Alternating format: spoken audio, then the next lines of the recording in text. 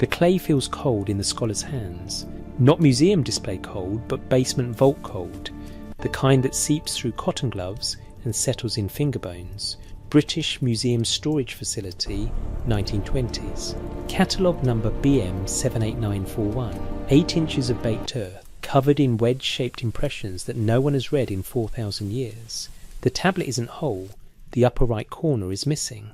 Chips and cracks run through the surface like fault lines on a map of forgotten catastrophes. But enough remains. Enough cuneiform script, pressed into wet clay by a Babylonian scribe during the Kassite period, around 1646 BCE, to reveal something that would make every scholar who translated it pause. Because this tablet doesn't describe humanity's first mistake as eating forbidden fruit, it doesn't speak of towers reaching heaven or stolen fire from the gods. The transgression recorded here is simpler, more disturbing in its simplicity. According to the text inscribed on BM 78941 and its companion fragments, humanity's original mistake was this: we multiplied, we filled cities, we made noise, we thrived, and in thriving, we disturbed the sleep of the gods. That was the crime that triggered everything that followed. If you're listening to this at night, wherever you are in the world, perhaps you could leave a comment letting me know where you're listening from and what time it is there. There's something appropriate about exploring these ancient records in darkness, in the quiet hours, when noise itself seems like transgression. The tablet in the scholar's hands is part of a text called the Atrahasis Epic. The name means exceedingly wise, referring to the human protagonist.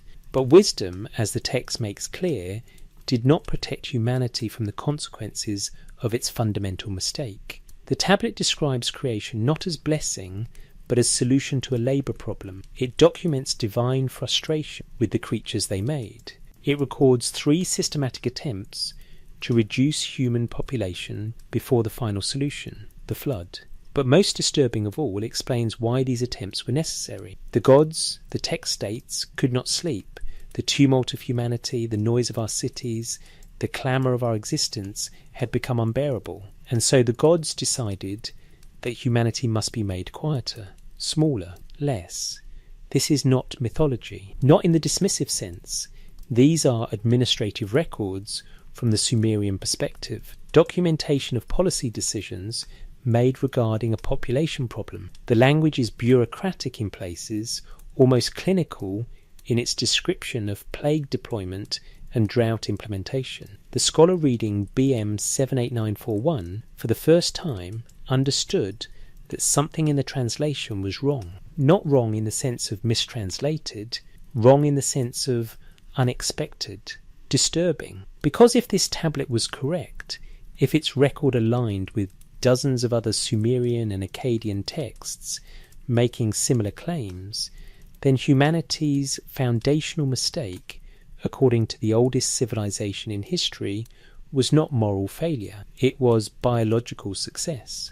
Let's begin with the clay itself, with the cities where these tablets were written, with the scribes who pressed wedges into wet earth to preserve a memory they believed future generations needed to understand. Let's trace the evidence from cuneiform to cuneiform, from excavation to translation, following the pattern that emerges when you arrange the tablets in sequence and read what they actually say about humanity's place in the cosmic order. This is not a story with a comfortable conclusion, but it is a story that has been waiting in museum basements and university archives for someone to assemble the pieces and ask the obvious question. What if the gods weren't punishing humanity for doing something wrong? What if they were punishing humanity for doing exactly what we were designed to do, but doing it too well? Before the noise, creation as convenience. To understand the mistake, we must first understand the creation, not the sanitized version, not the philosophical interpretation, the actual text as it appears on tablets excavated from Nippur, from Babylon, from the ruins of cities whose names we remember because they wrote them in clay and fired them hard enough to survive millennia. The Atrahasis epic begins with a situation, not a cosmic mystery or a divine plan, but a practical problem requiring solution. The tablets state it plainly: when the gods instead of man did the work, bore the loads, the gods' load was too great, the work too hard, the trouble too much. This is the opening premise. The gods were labourers. They dug riverbed channels for the Tigris and Euphrates, they built irrigation networks, they worked the fields that would eventually support Sumerian civilization. And the younger gods, the ones assigned to this labour, finally rebelled against the older gods who commanded it. The Atrahasis text documents this rebellion in detail. The younger gods burned their tools. They marched at night to the house of Enlil, the king of the gods. They surrounded his dwelling. The text describes divine panic, Enlil's messenger racing to wake the king, the confrontation that followed when Enlil emerged to find his workers in revolt. Every one of us gods has declared war, they told him. The excessive labour has killed us. Our work was heavy, the distress much. Here is where the text becomes fascinating in its bureaucratic tone. Enlil didn't smite the rebels. He called a council. The divine assembly convened to address the labour crisis, and one god proposed a solution that would change everything. Enki, the god of wisdom and fresh water, suggested creating something new. Not another god, but a creature intelligent enough to perform complex tasks, yet subordinate enough to accept orders. A being that could take over the work the gods no longer wished to do. The text uses the word Lulu, primitive man, a creature to bear the divine burden. But creating this being required sacrifice.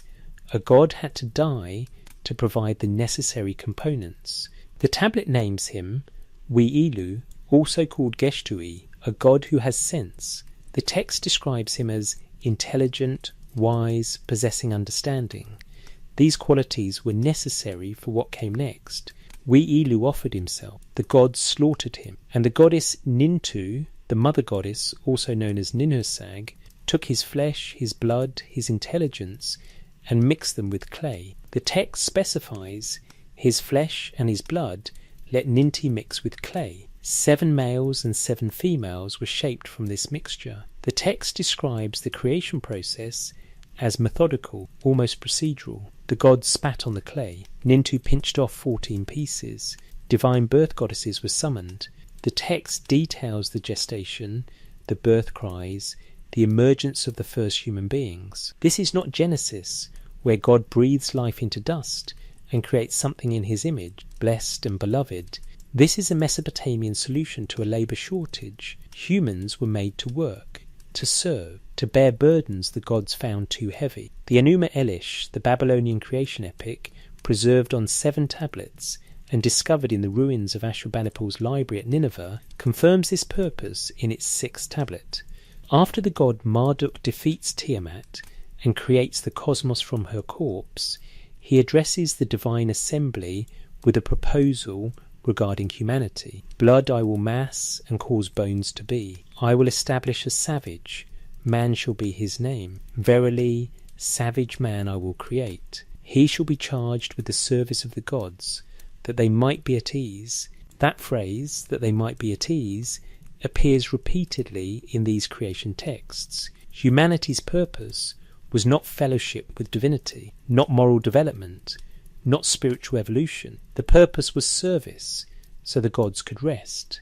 A related text, Enki and Ninmah, found on old Babylonian tablets dating to around 1900 BC, describes the creation process in even more detail. This text takes the form of a contest between Enki and the goddess Ninmah, who becomes drunk at a feast celebrating humanity's creation, and begins making flawed humans, a blind man, a paralysed man, a man with uncontrollable urination, a barren woman. Enki, undisturbed, assigns each of these failed creations a role and occupation within human society. The text reveals something crucial. Even the imperfect humans had utility. Everyone could contribute labour in some form. This was not creation as gift, it was creation as manufacture. And like any manufactured object, humans had a function. The texts never waver on this point. Dozens of Sumerian, Akkadian and Babylonian tablets describing human origins all circle back to the same fundamental premise. We were made to work so the gods wouldn't have to. But here is where the pattern begins, because every one of these creation texts describes the same sequence of events. The gods create humans, the humans work, the gods are pleased for a time, and then, invariably, the texts describe what happened next. The humans multiplied, they built cities, they grew numerous, and crucially, they grew loud. The Atrahasis epic states, 1200 years had not yet passed, the land extended, the peoples multiplied, the land was bellowing like a bull, that word bellowing. In the Akkadian it's rigmu, which can mean outcry, noise, clamour, tumult. The Sumerian equivalent is huba. Neither word implies organised rebellion or moral transgression. They describe the ambient noise of civilization, markets, festivals, construction, the acoustic signature of human life at scale. The text continues, the god was disturbed by their uproar. Enlil heard their noise and addressed the great gods. The noise of mankind has become too much for me. I lose sleep because of their uproar. Read that again. The king of the gods lost sleep because humanity was too loud.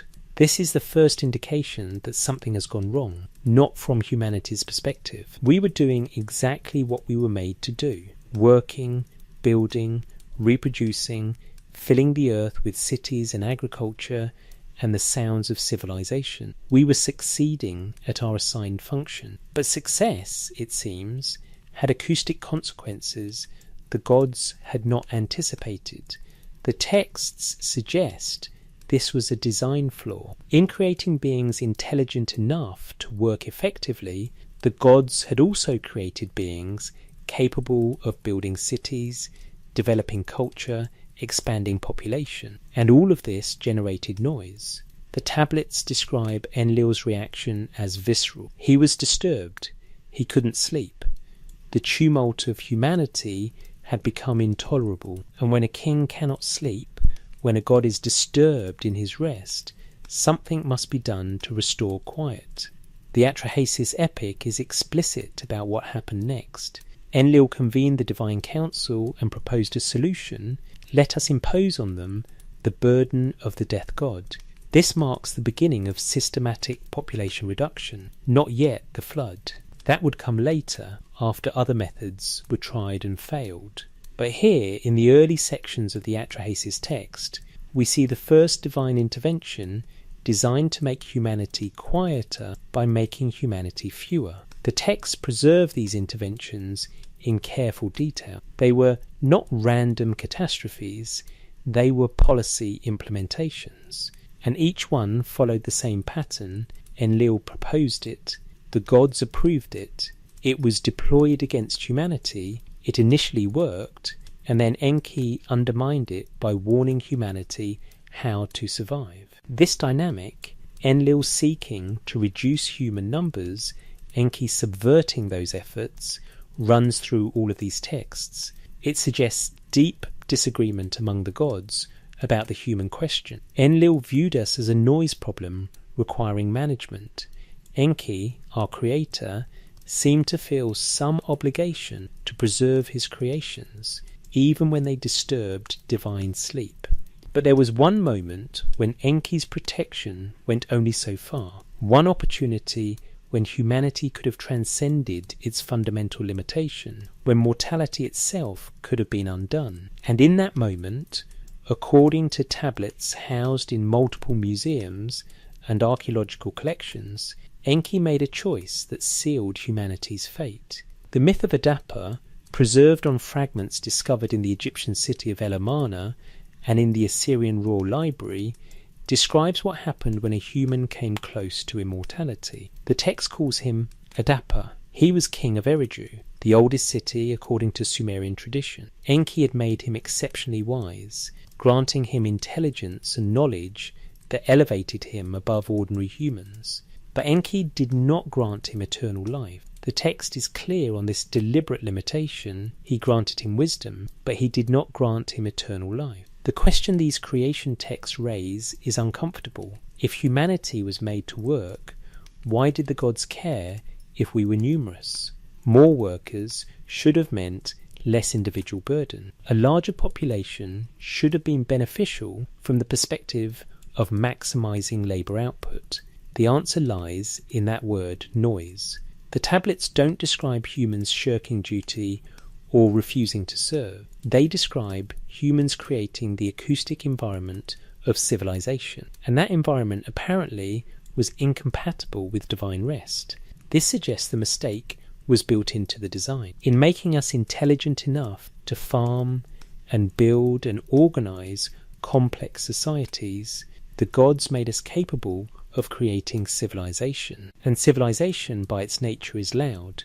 We were created to solve a problem, but in solving that problem we became one. The architecture of divine displeasure. The word appears again and again in the cuneiform, hubur, rigmu, as, allu. Each carries a shade of meaning, but all circle the same concept: noise, uproar, tumult, disturbance. The scribes chose these words carefully. They weren't describing a specific sound.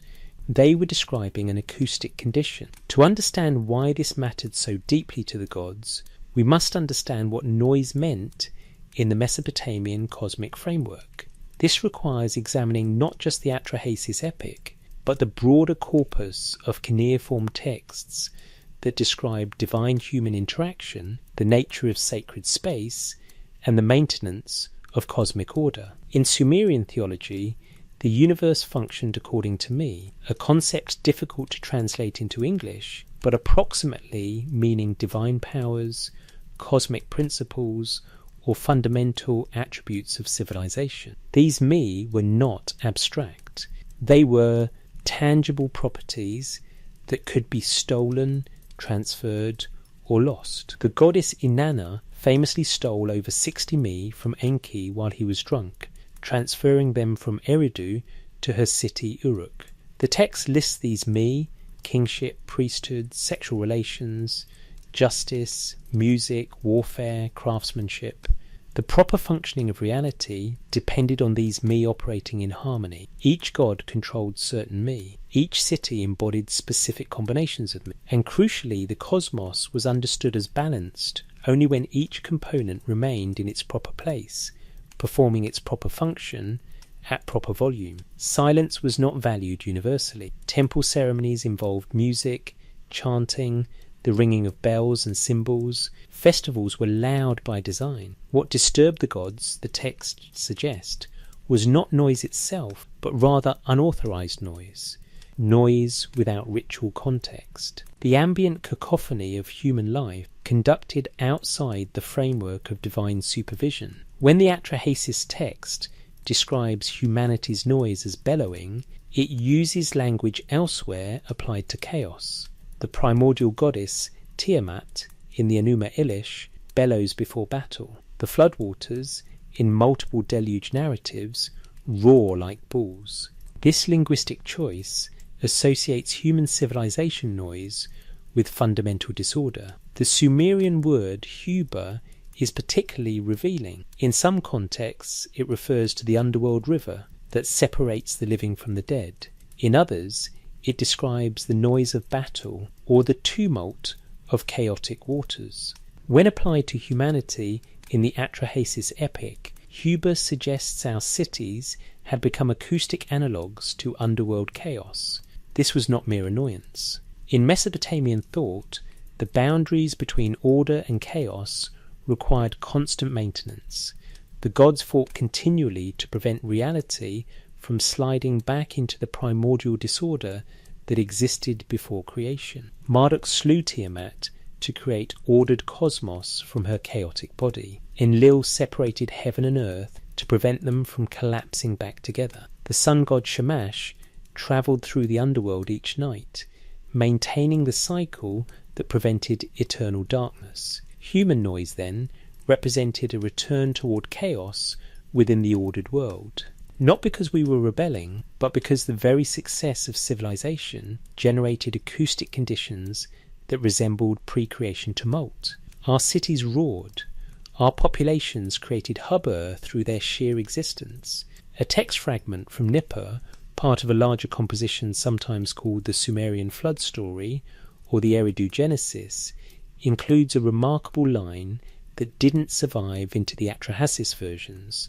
Before describing the flood, the damaged tablet says something about humanity not keeping silent at the time of sleep. This phrase appears to be technical. The Sumerians divided time carefully. There were periods appropriate for different activities. Nighttime, when gods rested, was meant to be quiet.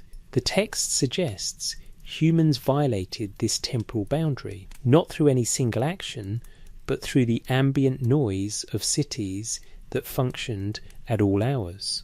Archaeological evidence supports this picture. Excavations at Uruk, Nippur, and other Sumerian cities reveal densely packed housing, narrow streets, intensive craft production, brewing facilities, markets. These were not quiet settlements. They were urban centres with all the acoustic intensity urban life entails. Smiths hammered bronze, potters fired kilns, merchants called out prices, children played, animals moved through streets, festivals drew crowds. The acoustic environment of a Sumerian city would have been overwhelming to anyone accustomed to silence. Now consider the temples.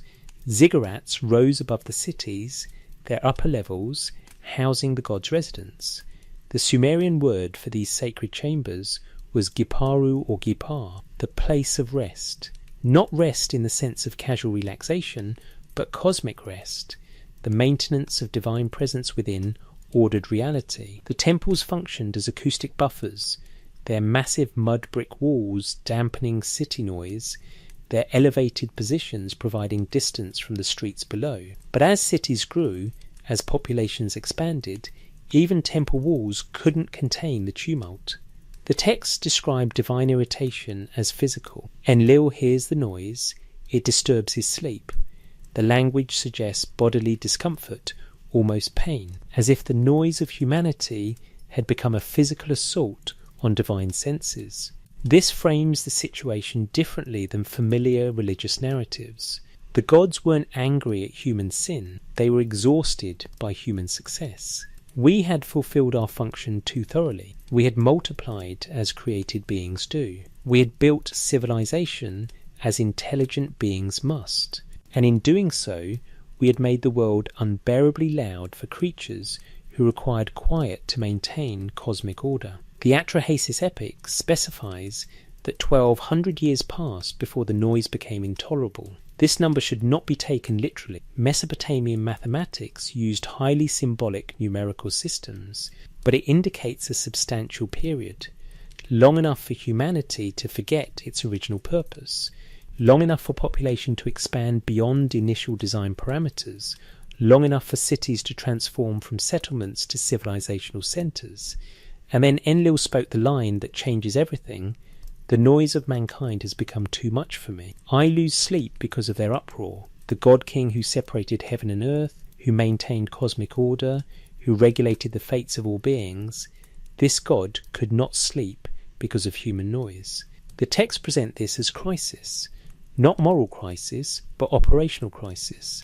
A fundamental system failure requiring immediate intervention. What follows is systematic, measured, almost clinical in its documentation. The tablets describe not divine rage, but divine problem-solving. Humanity had become too numerous, too successful, too loud. The solution, therefore, was to make humanity fewer, less successful, quieter. The method chosen was neither instant nor painless. The text described 3 separate interventions before the flood. Each one targeted human population. Each one was designed to restore acoustic balance by reducing the number of voices. And each one reveals something disturbing about how the gods viewed the beings they had created. Because these interventions weren't battles. They weren't even punishments in the traditional sense. They were culling operations. Population management strategies implemented against a species that had exceeded its optimal numbers. The first intervention came quickly after Enlil's complaint. The tablets describe the Divine Council meeting, Enlil's proposal, the gods' agreement. And then comes a phrase that appears in multiple versions of the text, a phrase so specific It suggests technical implementation. Let the death God work his devastation. Not random death, managed death. The deployment of divine force specifically calibrated to reduce population without destroying humanity entirely. This was reduction, not extinction. The goal was return to acceptable numbers, restoration of cosmic quiet. The text doesn't specify exactly what the death god's devastation meant in practical terms. Was it plague, natural disaster, increased mortality rates?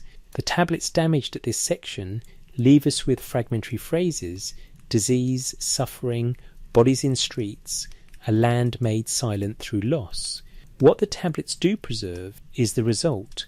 Humanity's numbers decreased. The noise level dropped. The land grew quieter. And the gods, presumably, returned to their rest, but only temporarily, because the intervention had addressed symptoms, not cause. The surviving humans still possessed intelligence. They still reproduced. They still built cities. And within a period measured in the tablets as generations, the pattern repeated. Population grew, cities expanded, noise increased, and Enlil, once again disturbed from his rest, called another divine council. This is the pattern that dominates the Atrahasis text. Not a single catastrophic event, but a cycle: growth, noise, intervention, reduction, temporary quiet, then growth again. It suggests the gods were treating humanity as a recurring problem rather than a solvable one. Each intervention bought time. None addressed the fundamental issue. That issue being, we were designed to work, but not designed to remain few. Intelligence implies adaptation. Adaptation implies survival. Survival, in any species, implies reproduction. The gods had created beings programmed to do exactly what was now disturbing them. The tablets document 3 such interventions before the final solution, and with each one, the text reveals something about the god Enki that complicates the entire narrative. Because while Enlil proposed population reduction, while the Divine Council approved it, while the mechanisms of devastation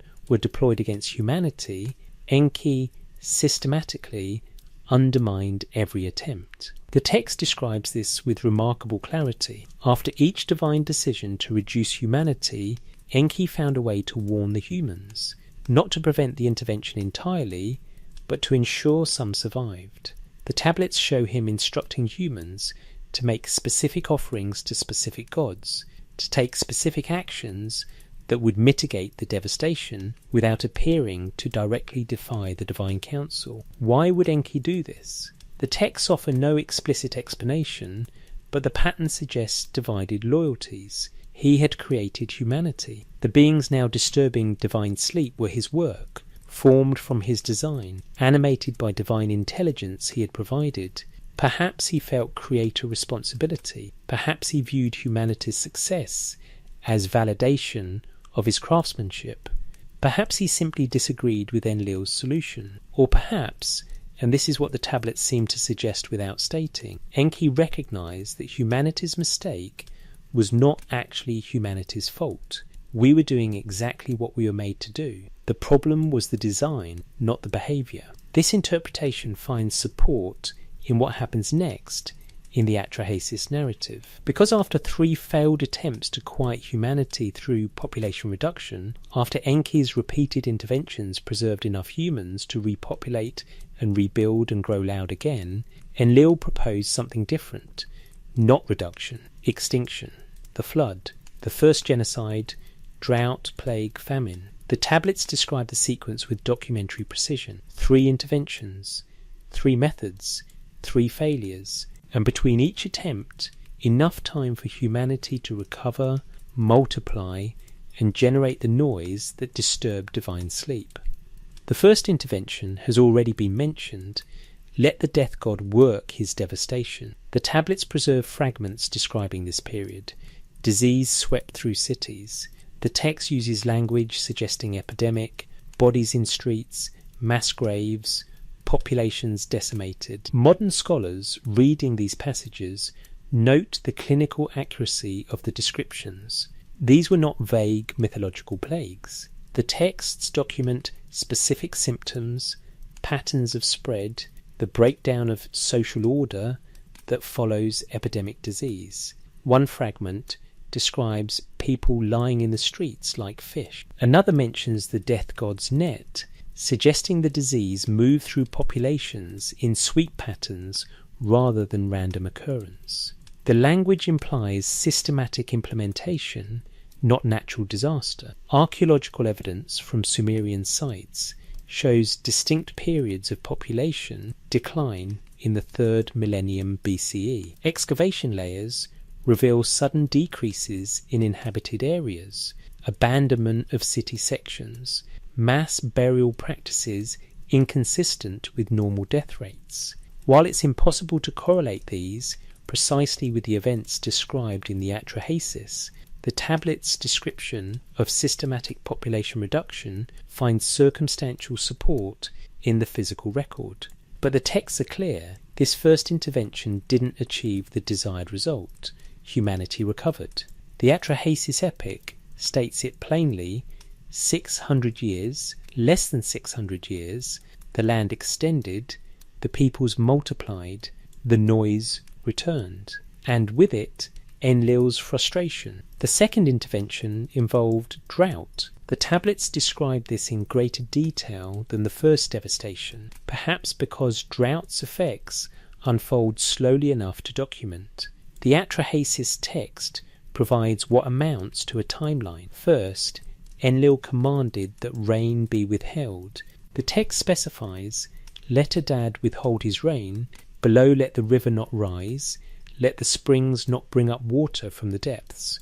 Adad was the storm god, controller of rain. The phrasing suggests direct divine management of the water cycle. The text describes the progression. The first year, fields yielded reduced harvests.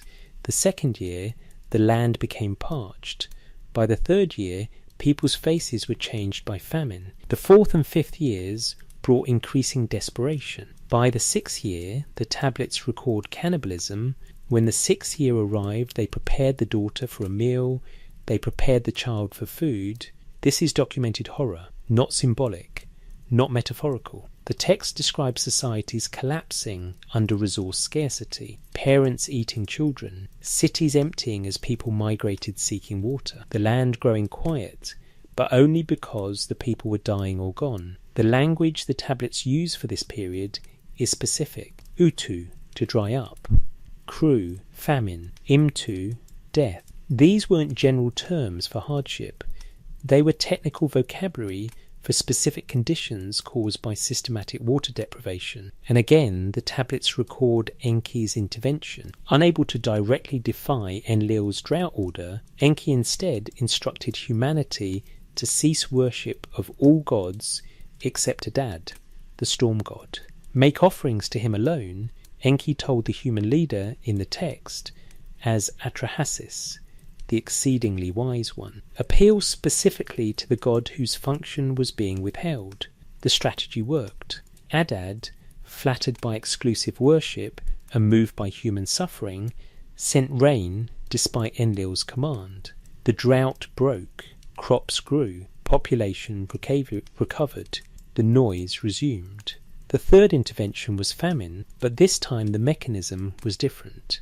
The Atrahasis tablets describe Enlil learning from previous failures. He realized that targeting single elements of human survival allowed Enki to subvert the intervention by manipulating the god controlling that element. So for the third attempt, Enlil created a coalition. The text describes him summoning multiple gods simultaneously. Let the oven not bring forth bread, let the field not yield increase, let vegetation be suppressed, let no grain sprout. This wasn't drought alone, but total agricultural failure. Multiple divine forces coordinated to prevent food production through any means. The tablets document this famine as worse than the drought. It lasted longer. The devastation was more complete. The descriptions are harrowing.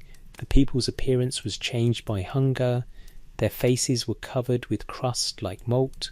One fragment preserves a remarkable detail. During this famine, the tablets state, the people's noise was stilled. The Akkadian verb is na, to be still, to fall silent. This suggests the intervention achieved its goal. Humanity grew quiet, not through willingness or compliance, but through starvation and death. The noise that disturbed Enlil ceased because the people making noise were dying. But even this coordinated famine could not completely succeed. The tablets preserve Enki's countermeasure. He instructed humans to fish the rivers and seas. While land-based agriculture failed, Enki ensured the waters remained productive. Fish populations exploded. Humanity survived on seafood, on creatures from Enki's domain of fresh and salt water. The text describes Enlil's reaction to this latest subversion. He confronted Enki directly. The people are not diminished. They are more numerous than before. The exclamation suggests genuine frustration. 3 interventions, 3 failures, and behind each failure, Enki's protection of the beings he had created. This confrontation marks a turning point in the text.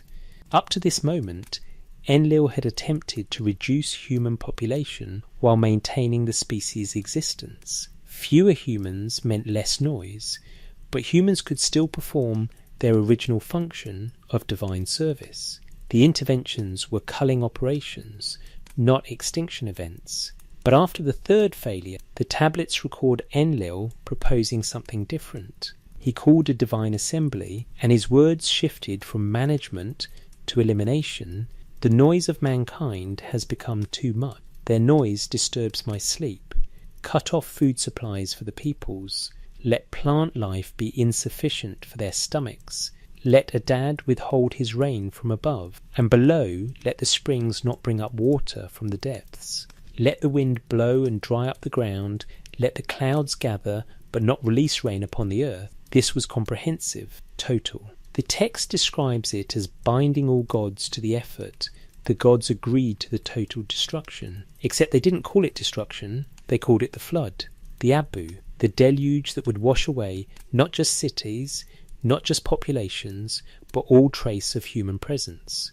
A reset, a return to pre-human conditions when the gods alone inhabited the world. The tablets preserve the divine reasoning. I shall destroy my creations. People shall revert to clay. The phrase revert to clay is significant. It acknowledges what humanity was made from and suggests return to pre-creation state. Reverse the process. Unmake what was made. This was not correction, this was erasure. But there's something crucial to understand about these 3 failed interventions before the flood. Each one targeted humanity's basic survival needs: health, water, food. Each one was implemented through divine control of natural systems, and each one was calibrated to cause suffering and death without technically violating any cosmic law or divine agreement. This suggests the gods viewed humanity as their creation and therefore their property, subject to management as the creators saw fit. The tablets never present anyone questioning Enlil's right to reduce human population. The debates recorded in the divine assemblies concern method and extent, not fundamental authority. Humanity in these texts has no advocate except Enki, and Enki's advocacy is constrained by his position within the divine hierarchy. He cannot directly oppose Enlil, he cannot prevent the interventions, he can only mitigate them, subvert them, ensure some humans survive. This dynamic becomes crucial for understanding what happens next, because when Enlil proposed the flood, total destruction rather than population reduction, Enki faced a choice: oppose the divine council directly and risk his own status, or allow humanity to be destroyed entirely. The tablets record his decision. He chose protection, but in a way that technically didn't violate Enlil's command. The Atrahasis epic describes Enki approaching Atrahasis, the human king of the city of Shuruppak. But Enki doesn't speak to Atrahasis directly. Instead, he speaks to the reed walls of Atrahasis's house, knowing the man is inside listening wall. Reed wall. Atrahasis, pay attention to my advice, that you may live forever. Destroy your house, build a boat, spurn possessions, and save life. Draw out the boat that you will build with a roof like the Apsu, so that the sun will not see inside it. Let it be roofed over, above and below. This is technicality. Enki warned the wall, not the man. He maintained deniability while ensuring the information reached human ears. The text presents this as a clever solution to an impossible situation: how to protect humanity without directly defying the Divine Council's extinction order. But notice what Enki doesn't do. He doesn't warn all of humanity. He doesn't provide time for evacuation or preparation on a civilizational scale. He warns one human, one family, enough to preserve the species, but not enough to prevent the catastrophe from achieving its essential goal, making humanity fewer and therefore quieter. The instructions Enki provides are specific. Build a boat, not a raft, but a proper vessel with roof and walls. Make it large enough for your family and representatives of the animals. Load seed grain. Bring craftsmen who can help rebuild civilization afterward.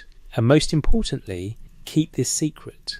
Tell no one until the boat is complete. The Atrahasis tablet describes Atrahasis following these instructions exactly. He built the boat in 7 days, working in secret, telling his neighbours he was building a large granary. The text records his neighbours helping, unknowingly constructing the vessel that would save one family while they themselves drowned. This detail is preserved in multiple flood narratives. The Epic of Gilgamesh, Tablet C, contains a parallel account where the hero at Napishtim receives similar warnings and builds a similar boat. The Eridugenesis on the fragment CBS 10673, housed at the University of Pennsylvania Museum, describes the same pattern though with greater damage to the text. The consistency across sources suggests this was understood as established fact. One human was warned, built a boat, survived. 7 days of construction. Then the flood. The tablets describe the deluge with language that borders on trauma documentation. The storm comes at night. The text states, as soon as the first light of dawn appeared, a black cloud came up from the horizon. Adad was thundering inside it. The gods Shulat and Hanish were going in front, moving as heralds over hill and land. The rain begins. But not normal rain. The text specifies the Anunnaki lifted up their torches, setting the land ablaze with their glare. The stillness of the storm, God passed over the sky, and all light was turned into darkness. This is not weather. This is weaponized water. The gods deployed the flood with intent and precision. The tablets record 6 days and 7 nights of continuous deluge. Water rose from below and above simultaneously. Springs opened, rivers swelled, rain pounded. The text describes people drowning in their homes, climbing to rooftops, clutching children as the water rose. The gods were frightened by the deluge. They shrank back, went up to the heaven of Anu. The gods cowered like dogs, crouched outside. Even the gods who authorized the flood were horrified by its result. The tablets describe them weeping, regretting their decision, too late to reverse it. The mother goddess Nintu, who had helped create humanity, cried out like a woman in labour. The olden days have turned to clay. How could I order such evil in the assembly of gods? How could I order war to destroy my people? Her lament is preserved in multiple versions. She acknowledges complicity. She agreed to the flood. She now regrets it. But the water still rises. The people still drown. Remorse changes nothing. 7 days. Then silence. The flood waters calmed. The boat came to rest on a mountain peak. The text calls it Mount Nimush, unidentified in modern geography, but understood as somewhere in the Zagros mountain range. Atrahasis opened the hatch. The world was still, silent. The city's gone. The noise that had disturbed Enlil's sleep was finally, completely ended. Every human, except those in the boat, was dead. The mistake of multiplication, of thriving, of making noise, that mistake had been corrected. The earth was quiet again. But the text describes what happened next. Atrahasis emerged from the boat and made a sacrifice to the gods. He built an altar, slaughtered animals, burned offerings. The smell of the sacrifice rose to heaven, where the gods, still cowering from their own destruction, noticed it, and they realized something. They were hungry. Without humans to provide offerings, without priests to perform rituals, without civilization to generate worship, the gods had no food. They had destroyed their servants, and now discovered they needed those servants. The tablets describe the gods gathering around Atrahasis' sacrifice like flies. This comparison is deliberately undignified. The mighty gods who killed humanity now crowd around a single human's offering, desperate for sustenance. Enlil arrived and saw Atrahasis. The text records his fury. Where did a living being escape? No man was to survive the destruction. Enki defended himself. He admitted warning the wall. He argued that total human extinction was excessive, that some solution short of annihilation should have been attempted. And then Enki proposed something new, a different answer to the problem of human noise. Not extinction, not even population reduction through periodic catastrophe, but redesign, biological modification of humanity to prevent the population from ever again reaching noise-generating levels. The tablets preserve this proposal in detail, and what Enki suggested reveals just how far the gods were willing to go to ensure their own rest, the solution that became the problem. The divine council after the flood faced a paradox. Humanity had been eliminated, the noise was gone, the gods had quiet, but they also had hunger, no human prayers, no offerings, no worship. The system of divine sustenance through human service had collapsed. They needed humans, but they needed fewer, quieter humans than before. Enki's proposal appears in the final section of the Atrahasis epic, on tablets that are partially damaged, but whose core content survives across multiple copies. What he suggested was biological intervention, modification of human reproduction to prevent population from reaching pre-flood levels. The text is specific. In addition, let there be a third category among the peoples women who bear and women who do not bear. Let there be among the peoples the Basitu demon to snatch the baby from the lap of her who bore it. Establish high priestesses and priestesses. Let them be taboo, and so stop childbirth. This is systematic population control through three mechanisms. First, create biological variation in fertility, some women naturally unable to conceive. Second, increase infant mortality through demonic intervention, babies dying despite successful birth. Third, consecrate certain women to religious service requiring virginity, removing them from reproductive population. The text continues, when the people have become too many, let there be disease, famine, and let the death god constantly diminish the population. What Enlil wanted, population reduction, would be built into the human condition itself, not as punishment requiring divine intervention, but as permanent feature of mortal existence. Death would continuously trim humanity to sustainable numbers. Reproduction would be curtailed through multiple mechanisms, and even when population did grow, disease and famine would automatically restore balance. This was the bargain. Humanity could continue existing, but humanity would be redesigned to remain small, perpetually vulnerable, eternally unable to approach the noise, generating population levels that had previously disturbed divine rest. The tablets record that the divine assembly agreed to these terms, and Nintu, the mother goddess who had originally helped create humanity from clay and divine blood, accepted the task of implementing the modifications. This explains something profound about the human condition as the Sumerians understood it. Infertility was not random misfortune. Infant death was not tragic accident.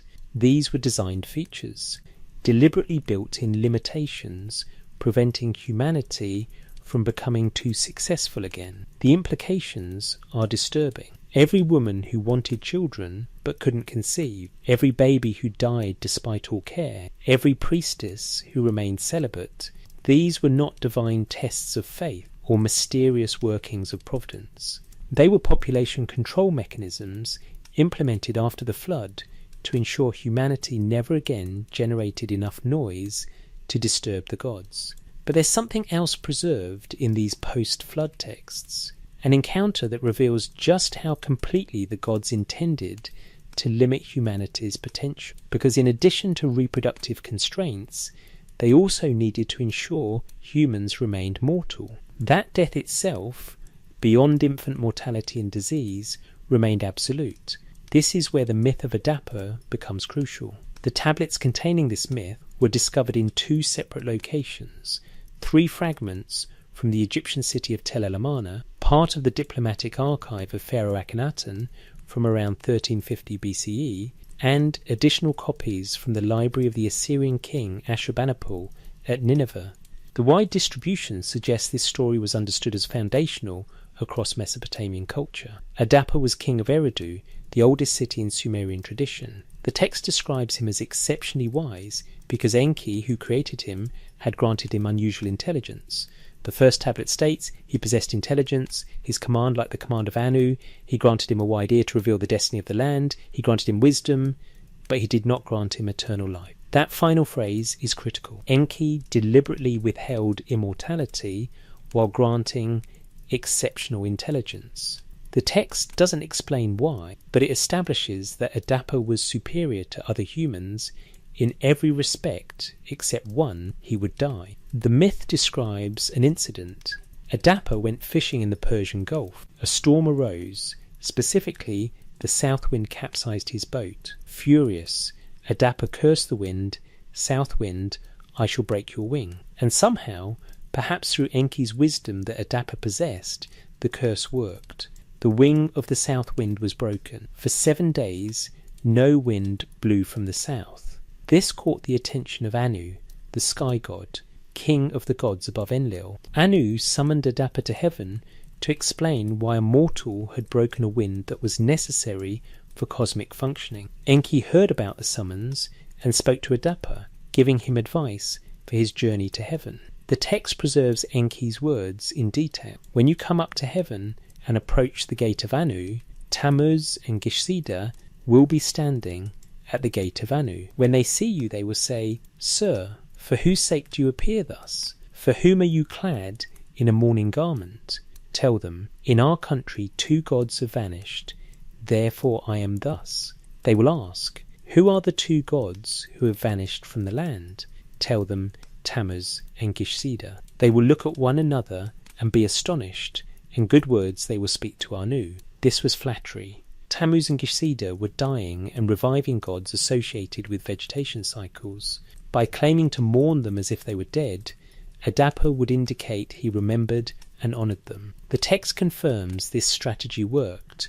The guardians were pleased and spoke favourably of Adapa to Anu. But then Enki gave Adapa a warning. When you stand before Anu, food of death they will set before you, eat not. Water of death they will set before you, drink not. Garments they will offer you, put them on. Oil they will offer you, anoint yourself. The advice I have given you, forget not. Adapa followed these instructions exactly. He went to heaven. He flattered Tammuz and Gishsida. He was brought before Anu. And when Anu heard Adapa's explanation for breaking the south wind, the sky god was impressed. The text describes Anu's response.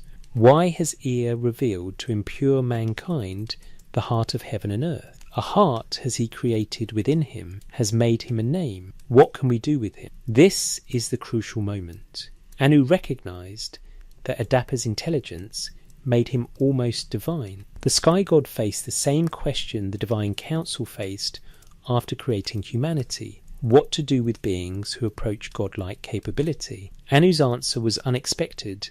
Food of life bring him, that he may eat. Not food of death, as Enki had warned, food of life. The text is explicit. Anu ordered that Adapa be given the food and water of eternal life. If Adapa consumed them, he would become immortal. But Adapa, following Enki's advice, refused. The text describes the scene. Food of life they brought him, but he ate not. Water of life they brought him, but he drank not.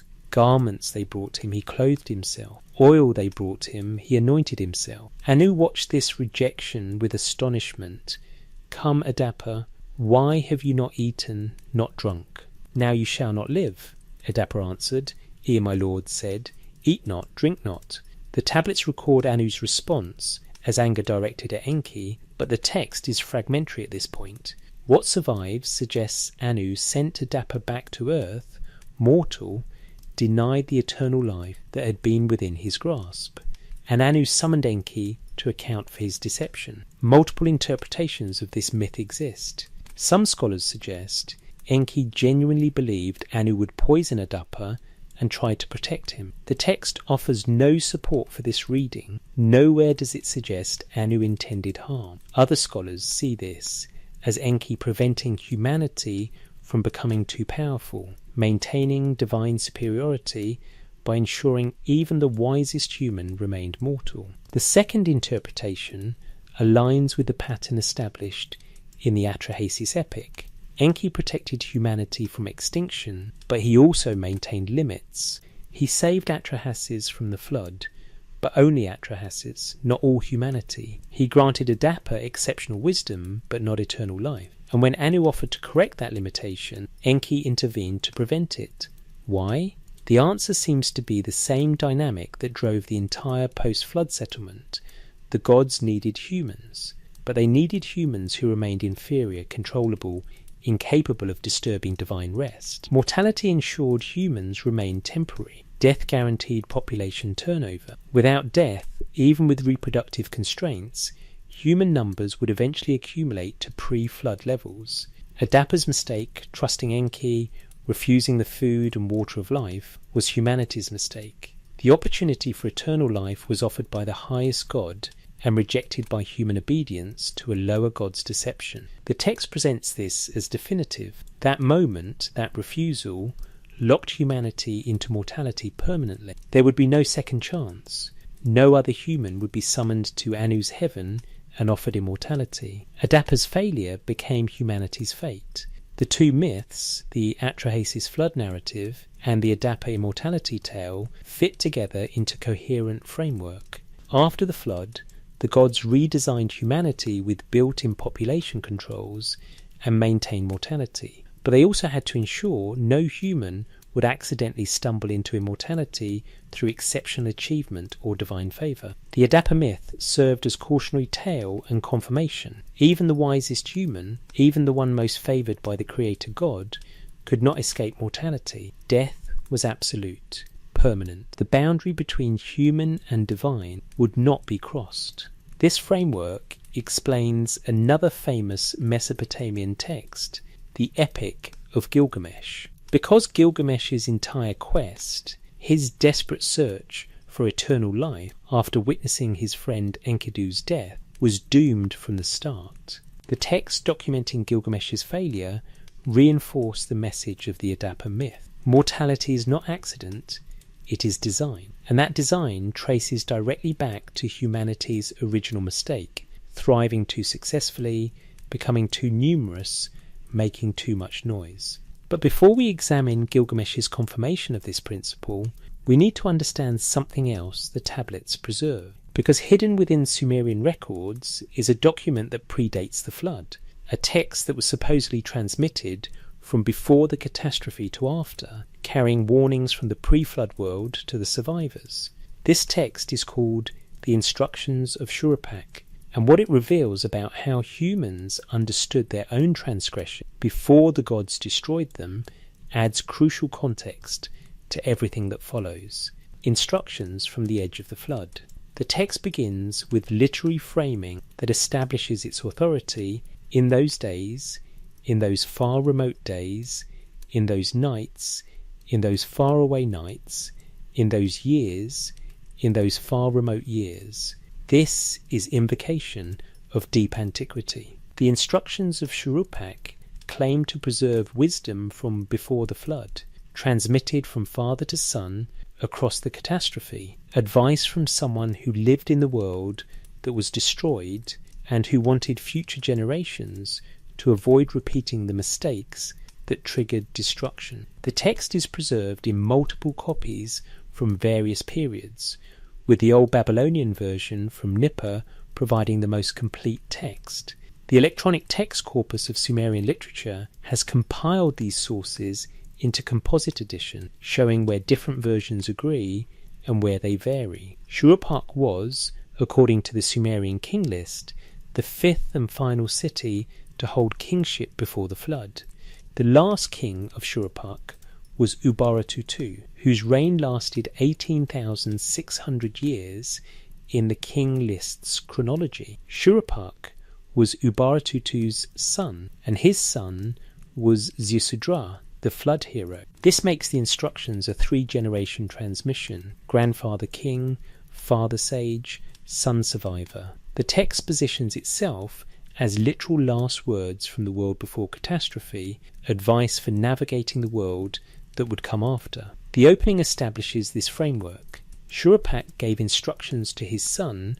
Shuruppak, the son of Ubaratutu, gave instructions to his son Ziusudra. My son, let me give you instructions. You should pay attention. Ziusudra, let me speak a word to you. You should pay attention. Do not neglect my instructions.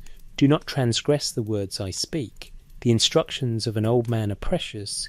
You should comply with them. Then follows the actual advice. And what's remarkable about this advice is how mundane it appears at first glance. Practical instructions about daily life, avoiding conflict, managing property, treating others fairly, nothing explicitly about not angering gods or avoiding cosmic catastrophe. But beneath the surface practicality runs consistent thread. Keep yourself small, avoid drawing attention, do not disturb others, maintain quiet. The text advises, you should not buy a donkey which brays, it will split your midriff. A donkey that brays is a noisy donkey. The instruction is to avoid acquiring animals that make disturbance. You should not locate a field on a road. You should not place your house next to a public square. There is always a crowd there. Avoid locations associated with traffic, with gatherings, with the ambient noise of human activity. You should not loiter about where there is a quarrel. You should not let the quarrel make you a witness. Conflict generates noise. Remove yourself from situations that create disturbance. You should not boast, then your words will be trusted. Boasting is verbal excess. It draws attention. It makes you loud. The alternative, quiet humility, generates trust. The text continues through dozens of specific instructions, but the pattern remains consistent. Restrain yourself. Limit your visibility. Avoid situations that generate noise or conflict. These are not random moral precepts. They are systematic instructions for living quietly in a world where excessive human presence had already triggered divine response.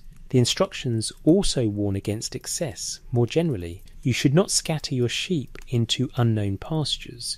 Don't expand beyond what you can manage. Don't overextend. You should not travel during the night. It can hide both good and evil. Don't push boundaries. Stay within safe, visible, regulated patterns. You should not make a young man best man. Don't elevate the young too quickly. Maintain established hierarchy. Change slowly. These instructions function as population control advice. If followed, they would keep humanity distributed across small, manageable settlements rather than concentrated in large, noisy cities. They would prevent rapid growth. They would maintain stability through social conservatism. The text also includes a remarkable section on avoiding certain types of people or relationships that would generate complications. You should not buy a prostitute. She is a mouth that bites. You should not buy a house-born slave. He is a herb that makes the stomach sick. You should not buy a free man. He will always lean against the wall. You should not buy a palace slave girl. She will always be the bottom of the barrel. These warnings suggest avoiding relationships with people from different social categories. Keep to your level. Don't complicate your life with complex social negotiations. Maintain simplicity. The underlying message: complexity generates problems. Problems generate conflict. Conflict generates noise. Avoid the entire chain by maintaining simple, quiet existence. One instruction is particularly revealing. My son, you should not commit robbery. You should not cut yourself with an axe. The pairing is strange. Why connect robbery with self-harm? The text suggests that transgression brings inevitable consequence. To steal is to cut yourself. The damage returns to the actor. This reflects broader principle in Mesopotamian theology. Actions have consequences that loop back to their origin, make noise, disturb divine rest, face population reduction. The pattern is automatic, not arbitrary. The instructions also warn specifically about speech. You should not speak improperly.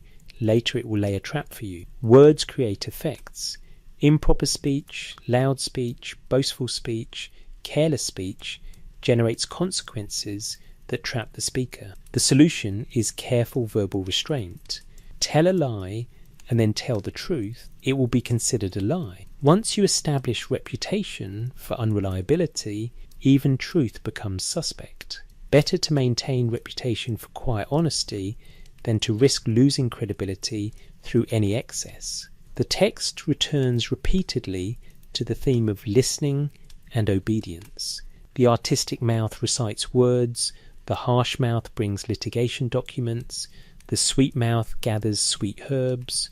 Quality of speech determines quality of outcome. Harsh speech generates legal problems. Sweet speech generates benefits. Choose carefully how you sound. This matters in context of the noise problem. Human speech was part of the hubris that disturbed divine rest. Markets, arguments, festivals, negotiations, all generated linguistic noise. The instructions advise minimizing verbal impact through careful, measured speech. One section addresses relationships with the powerful. You should submit to the respected. You should be humble before the powerful. My son, you will then survive against the wicked. Submission and humility are survival strategies. Don't challenge hierarchy. Don't disturb established order. Make yourself small before those above you. This advice serves dual function. It maintains social stability, preventing conflict that would generate noise, and it positions the individual as non-threatening, unlikely to draw punitive attention from either human or divine powers. The instructions also contain warnings about excess consumption. A drunkard will drown the harvest. Intoxication leads to waste. Maintain sobriety, control yourself. You should not pass judgment when you drink beer. Impairment compromises decision-making. Major choices require clear mind. Don't let altered states disrupt proper functioning. And remarkably, advice about family structure. The elder brother is indeed like a father. The elder sister is indeed like a mother. Listen therefore to your elder brother, and you should be obedient to your elder sister as if she were your mother. Maintain hierarchy within family. Respect age order. Don't disrupt generational structure. These instructions preserve stability by preventing family conflict, which would generate the kind of domestic noise that, multiplied across thousands of households, becomes city-wide disturbance. The text concludes with summary statement emphasizing the value of these instructions. Shuruppak gave these instructions to his son. Shuruppak, the son of Ubaratutu, gave these instructions to his son Ziusudra. And then comes a line that frames the entire document. Praise be to the lady who completed the great tablets, the maiden Nisaba, that Shuruppak, the son of Ubaratutu, gave his instructions. Nisaba was the Sumerian goddess of writing, grain and wisdom. Her invocation at the text's end suggests these instructions were understood as divinely significant, worth preserving in permanent written form. But here's what makes the instructions of Shuruppak extraordinary in the context of humanity's first mistake. These instructions were given before the flood, yet they survived the flood to be copied repeatedly in the post-flood world. How? The text itself provides the answer. Ziusudra, the recipient of these instructions, was the flood survivor. He carried his father's advice into the post-flood world, and those instructions, focused on restraint and quietness, became template for how post-flood humanity should behave to avoid triggering another catastrophe. The instructions function as preventative wisdom. They don't describe what happened. That's the role of the Atrahasis epic and similar narratives. Instead, they prescribe how to live so it doesn't happen again. Every instruction about avoiding noise, controlling speech, limiting expansion, maintaining humility. These are specific countermeasures to the behaviours that triggered the flood. Humanity made noise. The gods destroyed humanity. The instructions teach, don't make noise. This is why the text was copied and recopied for over 1,000 years after it was first composed. Students learning cuneiform copied these instructions as part of their education. Multiple versions exist from different periods and locations. The wisdom of Shuruppak became foundational to Mesopotamian understanding of proper human behaviour. The text shaped a culture of restraint, of knowing your place, of understanding that human success could become human danger if it crossed invisible thresholds. The gods destroyed the world once, they could do it again. The only protection was careful self-limitation. This anxiety permeates Sumerian and Babylonian literature. The instructions of Shuruppak made it explicit, but other texts reinforce the same message through different narratives.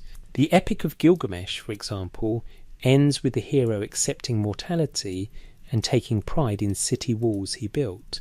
Building is acceptable, cities are acceptable, but the implicit understanding is that these must be maintained at acceptable scale, generating acceptable noise levels. Gilgamesh's Uruk was great city, but not so great it disturbed divine rest. The Adapa myth showed that even exceptional humans must remain mortal. Immortality would allow indefinite accumulation of human presence. Death ensures turnover, prevents excessive population density. The flood narratives documented what happened when humans exceeded limits. The king list marked the boundary between ages of excess and ages of caution, and the instructions of Shuruppak provided practical manual for living carefully in a world where divine patience had been tested once and found finite. Together, these texts create coherent theological framework. Humans were created to serve. We served too successfully. We multiplied, built cities, made noise. The gods responded with population reduction attempts, then finally with the flood. Survivors were redesigned with biological limitations and given cultural instructions for restraint. The instructions are those cultural instructions, preserved from before the catastrophe, transmitted across it, maintained afterward as essential wisdom for post-flood existence. But one question remained for anyone reading these texts carefully. If the instructions were given before the flood, if Shuruppak knew disaster was coming, why didn't he warn more people? Why did only Ziusudra build a boat? The texts never answer this directly, but the implication is devastating. Perhaps Shuruppak, like the gods themselves, believed most of humanity needed to be destroyed. Perhaps his instructions to Ziusudra were not just general wisdom, but specific survival advice for the catastrophe he knew was imminent. Perhaps the instructions were never meant for everyone. They were elite knowledge, transmitted from father to son, meant to preserve one family line through the coming destruction while the rest of humanity perished. This would make the instructions not compassionate advice for all people, but exclusive wisdom for the chosen few. A father protecting his son while accepting that everyone else would drown. The text doesn't confirm this reading, but it doesn't deny it either, and that ambiguity reveals something crucial about how these texts understood divine-human relationships. The gods didn't owe humanity survival. They didn't owe warning or explanation. Humanity existed for divine convenience.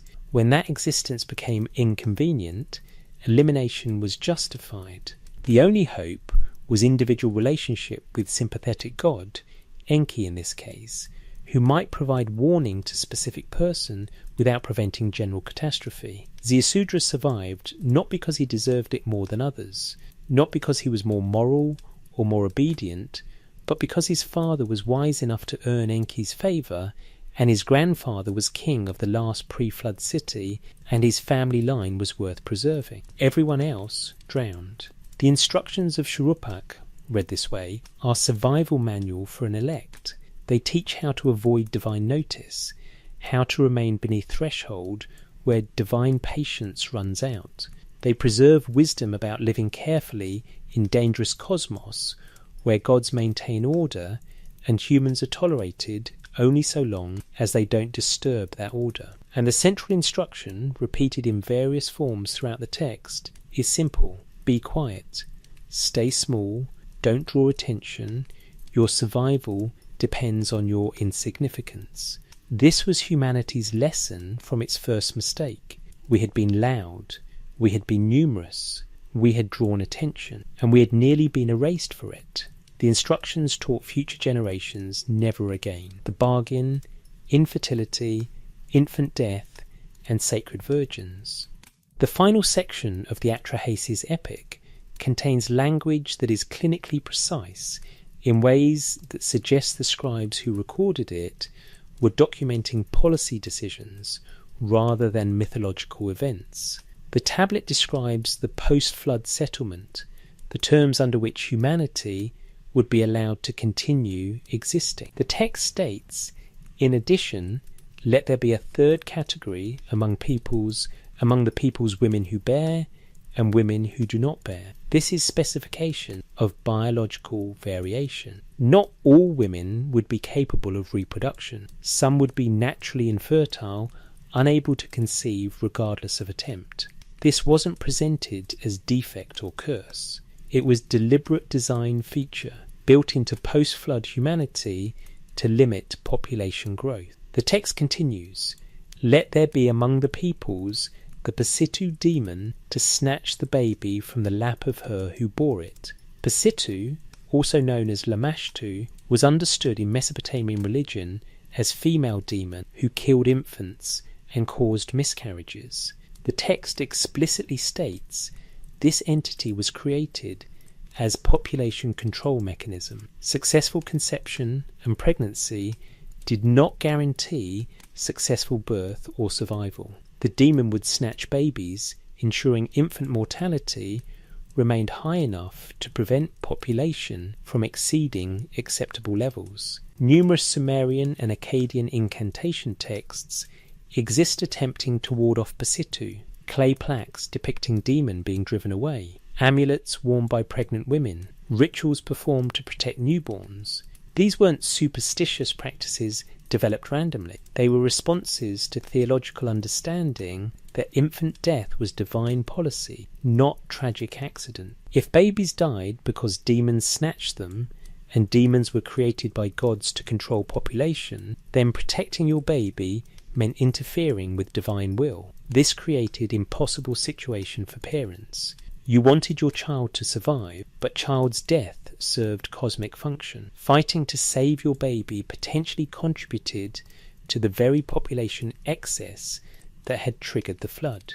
The texts don't resolve this tension, they preserve it.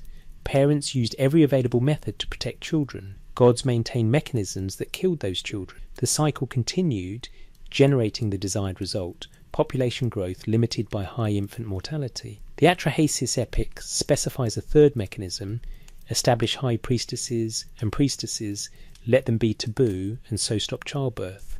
This refers to religious offices requiring virginity or celibacy. Women consecrated to temple service, particularly in roles as Entu priestesses or Naditu women, were prohibited from sexual activity and therefore from reproduction. These weren't voluntary individual choices.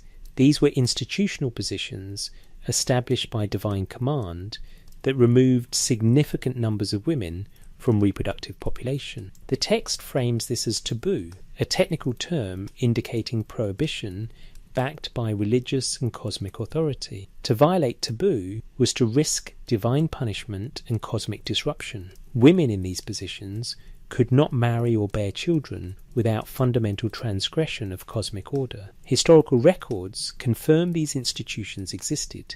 Temple archives from Uruk, Sippar, and other cities document priestesses and Naditu women. Some came from wealthy families who paid substantial sums for positions. Others were selected through ritual procedures, but all shared the same requirement: celibacy. This meant that a significant portion of women, probably between 5 and 15% depending on city and period, were systematically removed from reproductive population.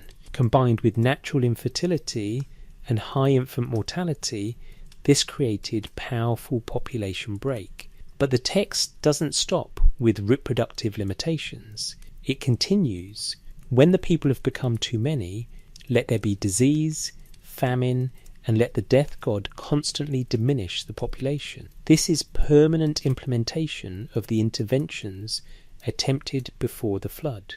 Disease, famine, death. These would no longer be exceptional measures deployed when population exceeded thresholds. They would be continuous background conditions, always active, always reducing numbers. The phrase constantly diminish is significant. The Akkadian verb suggests ongoing action, not periodic intervention. Death would actively work against population growth every single day. The balance would be maintained automatically through high baseline mortality. This explains something about Mesopotamian life that archaeological evidence confirms. People died young and frequently. Life expectancy in Sumerian cities was probably between 30 and 40 years. Infant mortality may have exceeded 50%. Skeletal remains show evidence of malnutrition, disease, violent death. These weren't unfortunate circumstances. According to the Atrahasis, they were design features. The gods had engineered post-flood humanity to suffer high mortality rates as automatic population regulator. The text describes Enlil's satisfaction with this arrangement. The noise problem would not recur. Humans could rebuild civilization, cities, agriculture, but they would never again reach population densities that generated pre-flood noise levels. Death and infertility would prevent it. And crucially, this arrangement meant the gods wouldn't need to intervene directly. The flood had been exhausting even for the gods who authorized it. The text described them regretting it, being horrified by the result, weeping at the devastation. Enlil didn't want to repeat that experience. He wanted an automatic system that maintained balance without requiring his attention. The post-flood biological modifications provided that system. Humans would police their own numbers through built-in limitations. The gods could return to their rest, confident that noise would never again reach intolerable levels. But there's a phrase in the Atrahasis epic that suggests one more element of divine control. Let disease, plague, and death god constantly diminish the population. The list includes disease and plague as separate categories.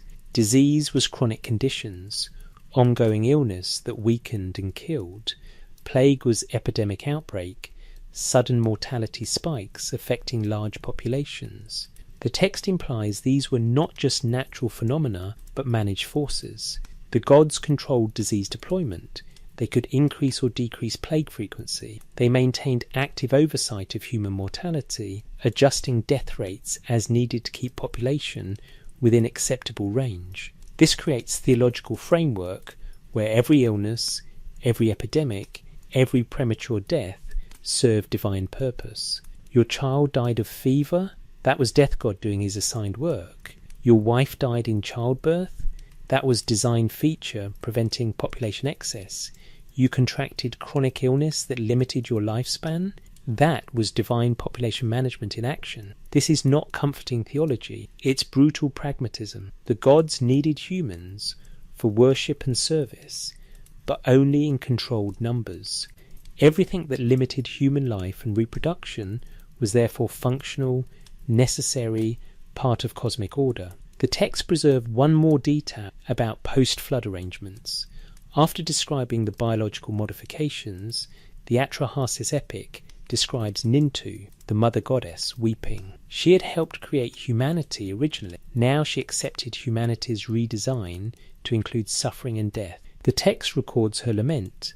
My offspring, I have become a stranger to them. The noise of mankind has been silenced. Their clamour is no more. This is ambiguous line. Is she mourning humanity's reduction or celebrating the end of noise? The text doesn't clarify. Both interpretations fit. But the phrase I have become a stranger to them suggests disconnection. The mother goddess no longer recognises her creations. Post-flood humanity is different from what she originally made. The modifications have alienated creator from creation. This alienation appears in other post-flood texts, humans are described as struggling with knowledge the gods haven't directly taught. The myth of Etana describes post-flood king seeking divine help with human reproduction because people have forgotten how it works. Other texts describe gods teaching agriculture, irrigation, crafts to post-flood humans as if knowledge must be relearned. This suggests the flood destroyed not just population, but cultural continuity. Pre-flood humans knew things post-flood humans had to relearn. The break was absolute. Civilization had to be rebuilt from reduced baseline, and the humans who rebuilt it were biologically modified to prevent them from ever again reaching pre-flood levels of success. They would die younger, they would reproduce less successfully, they would lose children to demons, they would suffer chronic disease, they would endure periodic plagues. All of this was bargain for continued existence. The gods could have ended humanity permanently. Instead, they chose modification. Humanity survived, but only as diminished version of what it had been. The Atrahasis epic ends with this arrangement in place. Humans resume worship and service.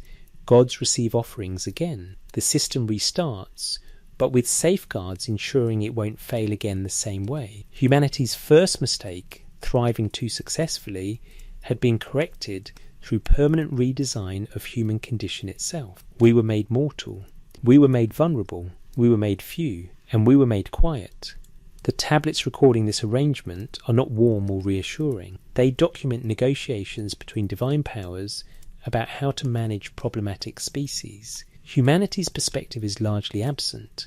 We are the subject of the discussion, not participants in it. This is the role the texts assign to humanity throughout. We were created to serve. When we served too successfully, we were corrected. When we recovered, we were corrected again. Finally, we were redesigned to stay corrected. The post-flood world documented in these tablets is world where human suffering serves function. Death has purpose.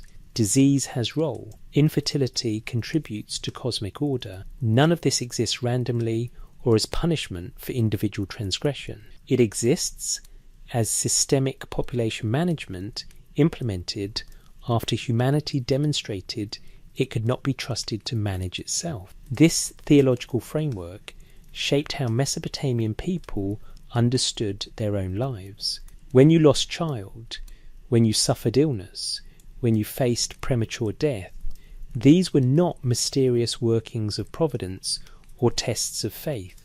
They were gods maintaining the bargain, keeping humanity within acceptable parameters, ensuring the mistake would not be repeated.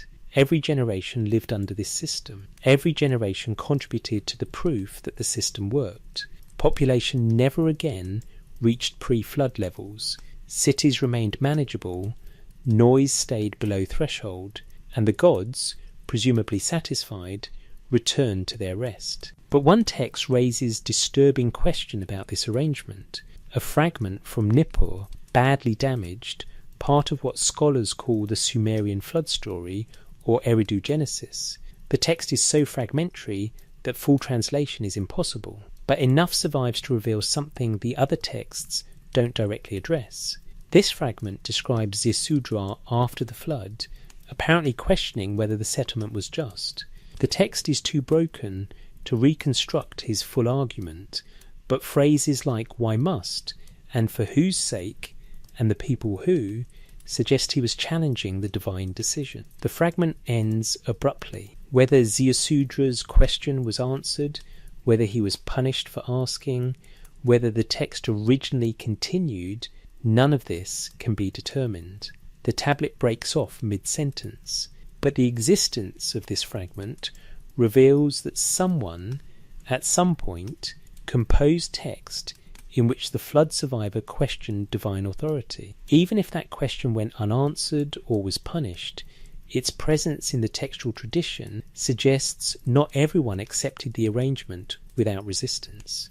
Perhaps there was ambiguity, even among the ancient Sumerians themselves, about whether humanity's mistake justified its permanent redesign into suffering condition. Perhaps some remembered that the mistake wasn't moral transgression, but biological success. Perhaps they wondered whether the gods were truly justified in punishing species for doing exactly what it was created to do. The texts don't resolve these questions. They preserve the arrangement, document its terms, record its implementation, but they also preserve fragments of resistance, moments where humans questioned cosmic order even while accepting its authority. These fragments suggest the theology documented in the Atrahasis epic was not universally comfortable. It explained reality, but it didn't make reality less hard. It provided framework for understanding suffering, but it didn't eliminate suffering. And for anyone reading these tablets carefully, one unsettling implication remained. If the gods had corrected humanity once through the flood and once through biological modification, they maintained the capacity to correct humanity again. The system worked only so long as humans stayed within parameters. If population grew too large again, if noise exceeded thresholds again, the gods could deploy additional interventions. The post-flood modifications were not guarantee of safety, they were probationary measures. Humanity existed at divine discretion, tolerated only so long as it remained quiet and small. This anxiety shaped Mesopotamian culture for thousands of years, and the tablets recording that anxiety, pressed into clay and fired hard, survived to bear witness to a theological framework where humanity's greatest mistake was succeeding too well at the task it was created to perform. Eridu Genesis, the fragmentary warning. The tablet sits in the University of Pennsylvania Museum's Near East section, catalogue number CBS 10673. Single clay tablet, damaged at the edges, text worn in places where hands held it millennia ago. The cuneiform is Sumerian, dialect from the Old Babylonian period, approximately 1600 BC, though the story it records is far older. Scholars call this text the Eridu Genesis, or the Sumerian flood story. It's the oldest known version of the deluge narrative, predating the Atrahasis epic by several centuries, and the biblical Genesis flood by well over a millennium. The text was excavated from Nippur in the early 20th century by archaeologists from the University of Pennsylvania, but what survives is fragment. The beginning is lost. The ending is damaged. What remains is approximately 300 lines covering creation, establishment of kingship, 5 antediluvian cities, and the flood. The gaps are significant. They suggest either the original tablet was much longer, or this is one tablet from multi-tablet composition now lost. The fragmentary nature creates interpretive challenges, but it also reveals something important. This story was considered worth preserving despite its incomplete state. Someone copied it. Multiple versions existed, suggesting the story circulated widely. The survival of even damaged versions indicates cultural significance. The text begins abruptly, mid-sentence, the Nigkalak offerings, the pure offerings. This suggests ritual context, possibly description of pre-flood religious practices. Then comes cosmological framework. The gods An, Enlil, Enki and Ninhursag create humanity and establish civilization. The text then lists 5 cities where kingship was exercised before the flood: Eridu, Bad Tabira, Larak, Sippar and Shuruppak. These are the same cities mentioned in the Sumerian king list. The text identifies their patron deities and describes their founding as deliberate acts of divine city planning. This part of the text presents pre-flood civilization as organised, divinely sanctioned, functioning properly. Nothing suggests transgression or divine displeasure. The cities exist. Kings rule. Offerings are made. Everything operates as designed. Then comes a damage section. Approximately 37 lines are missing or illegible. When the text resumes, flood is already decided.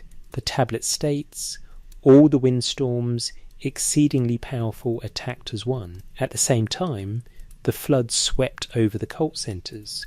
No explanation for divine decision is provided in the surviving text. No description of human transgression, no divine complaint, no discussion of noise or overpopulation. The flood simply happens, as if the missing 37 lines contained the crucial justification now lost.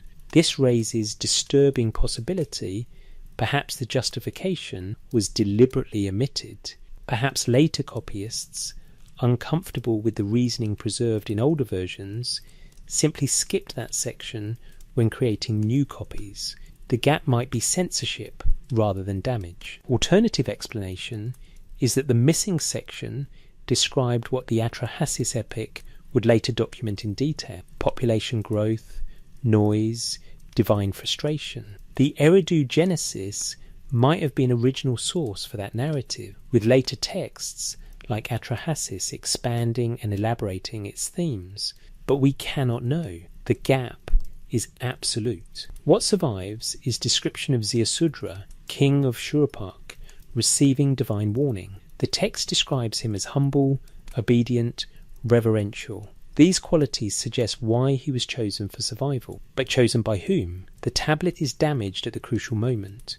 A god speaks, but the name is lost. Only the warning survives. A flood will sweep over the cult centres to destroy the seed of mankind. This is the decision, the word of the assembly of the gods. The phrase assembly of the gods indicates collective decision, not individual caprice. The flood was authorized by divine council, formal declaration, institutional judgment.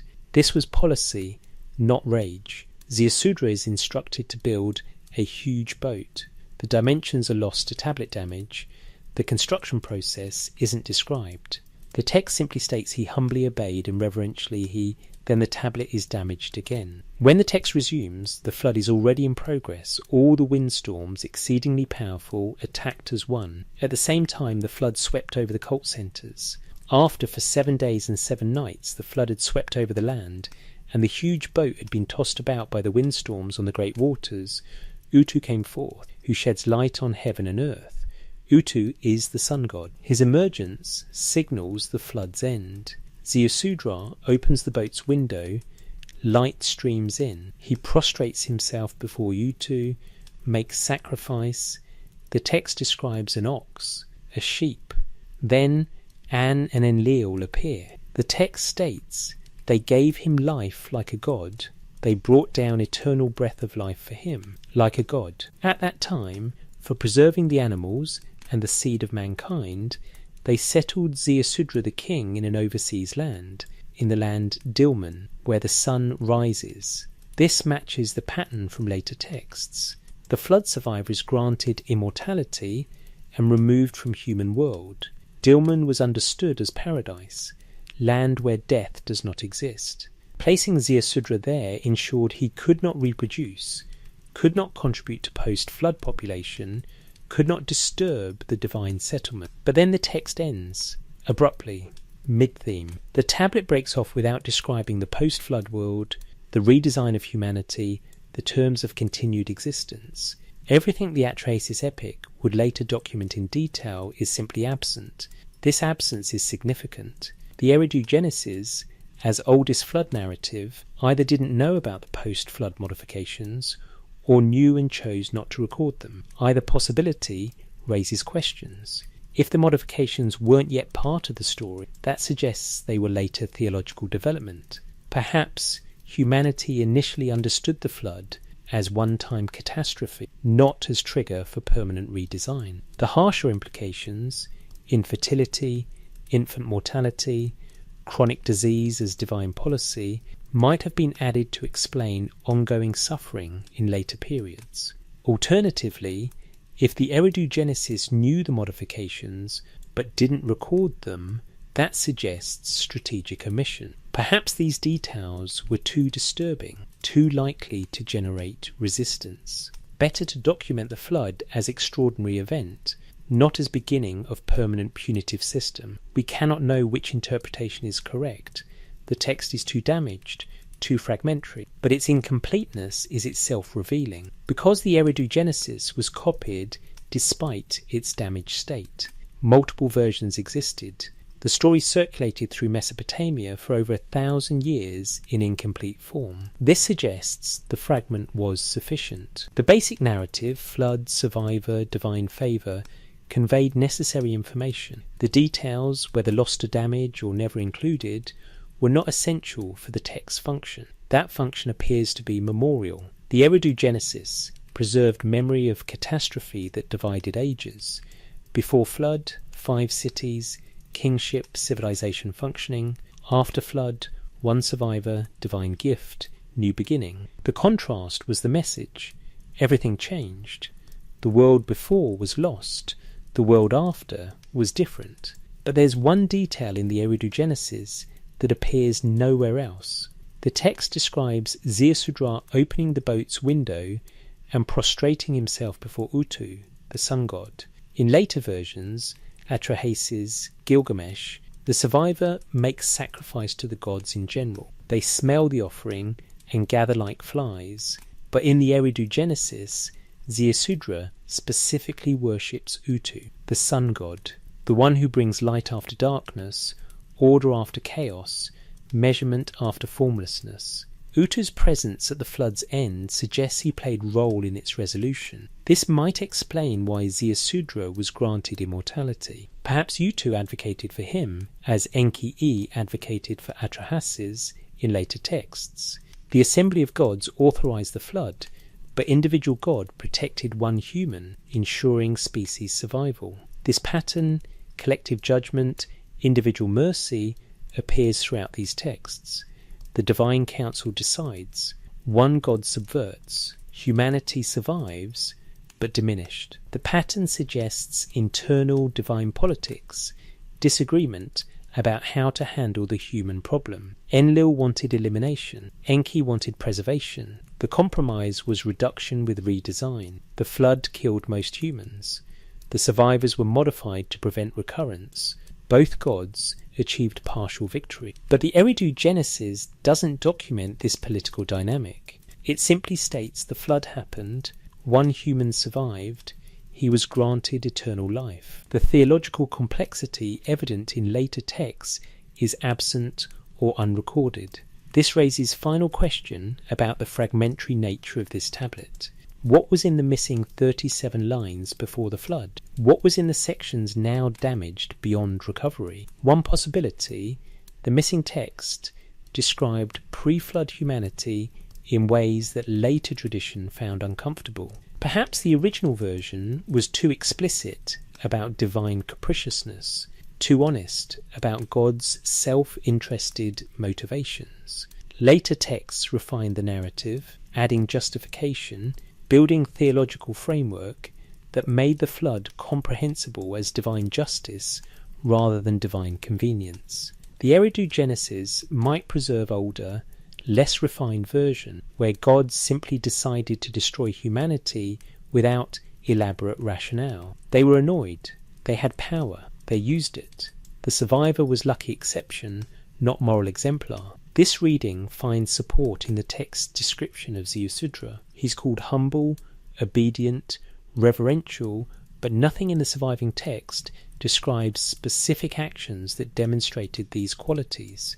Unlike Noah in Genesis, who is righteous in his generation, unlike Atrahasis, who is exceedingly wise, Ziusudra is simply humble, passive, obedient.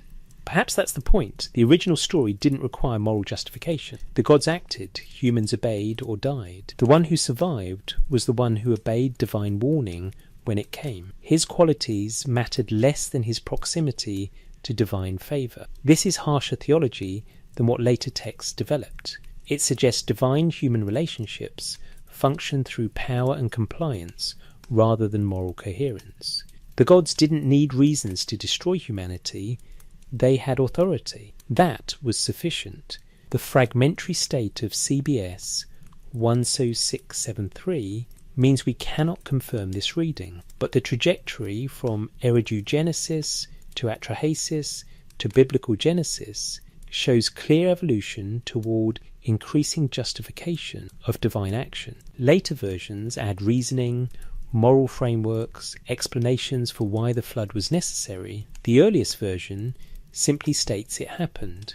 Perhaps that's what the fragment preserves. Memory of catastrophe before it was narratively justified. Raw recollection of disaster before theology explained it. The flood swept over. Most died. One survived. Civilization restarted. The missing sections might have contained early attempts at explanation, but those attempts, if they existed, were incomplete enough that later traditions felt compelled to elaborate, expand, provide better rationale. Or perhaps the original text contained no explanation because none was needed. The Sumerians who first told this story lived in a world where floods destroyed cities regularly. The Tigris and Euphrates overflowed.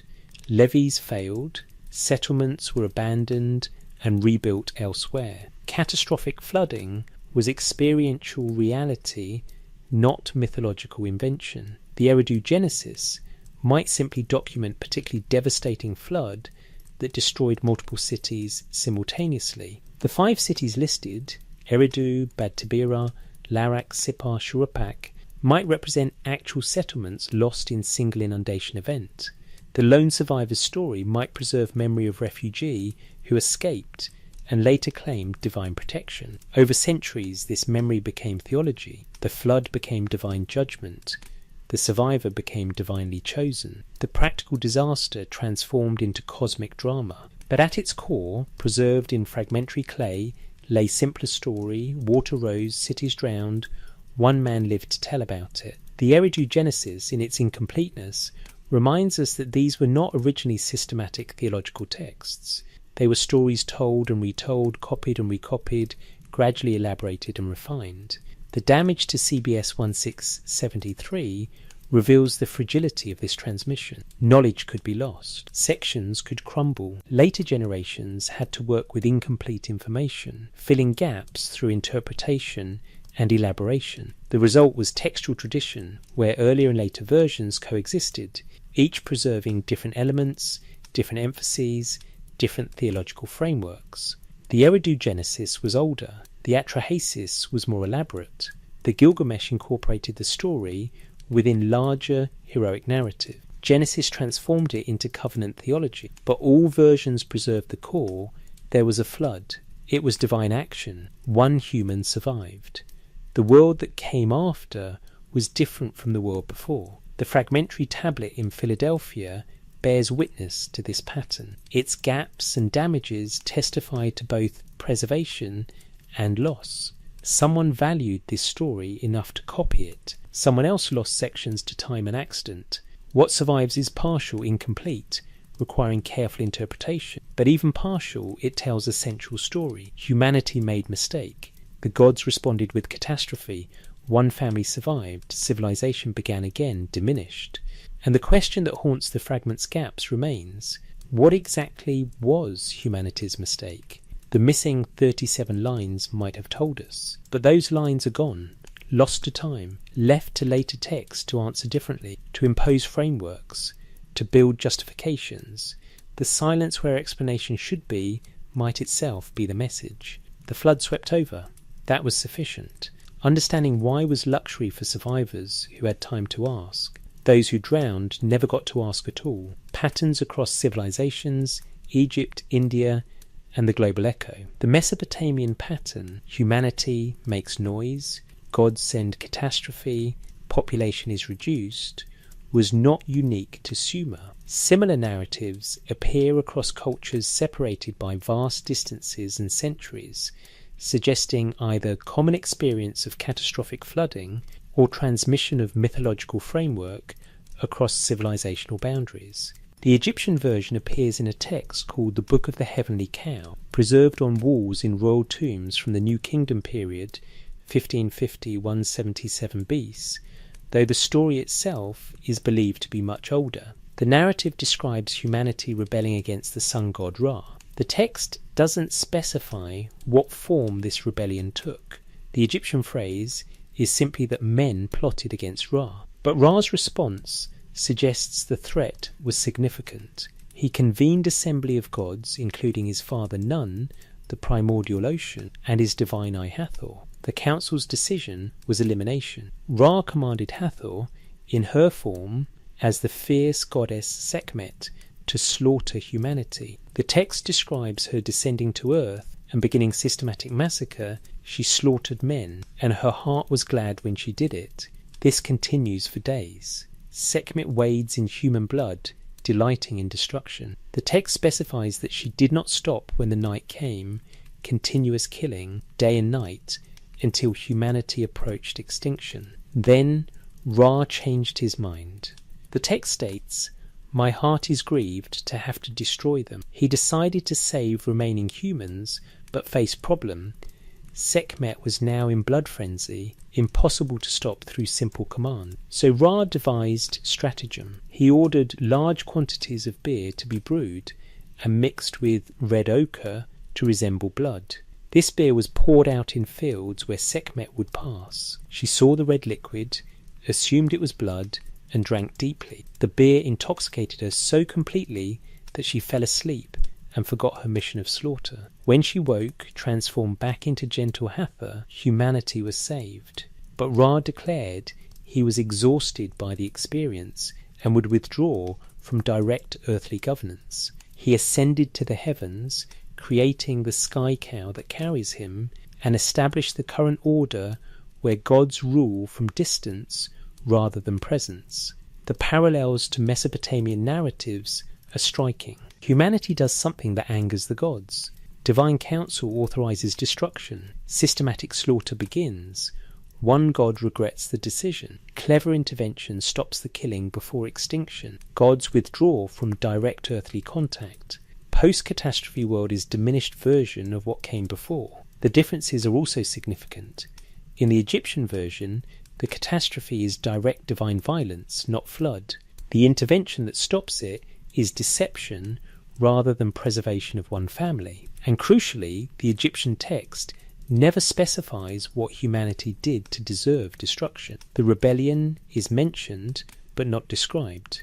This vagueness might be strategic. By not defining the transgression, the text makes the story applicable to any future situation where divine-human relationships deteriorate. Whatever humanity does to anger the gods could trigger similar response. The lesson is general. Do not provoke divine wrath, because the consequences are catastrophic. But there's one detail that suggests connection to the Mesopotamian noise narrative. The text describes Sekhmet's slaughter continuing day and night without pause.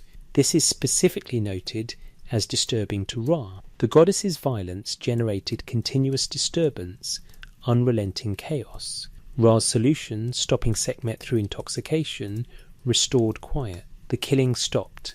The land fell silent. This suggests the problem Ra was solving wasn't just human rebellion, but the acoustic chaos of continuous slaughter. Peace, in this context, meant the absence of disturbance. And after the catastrophe, Ra withdrew to the heavens. He separated himself from earthly noise. This withdrawal matches the pattern in Sumerian texts, where gods pull back after the flood, maintaining distance from the populations they had reduced.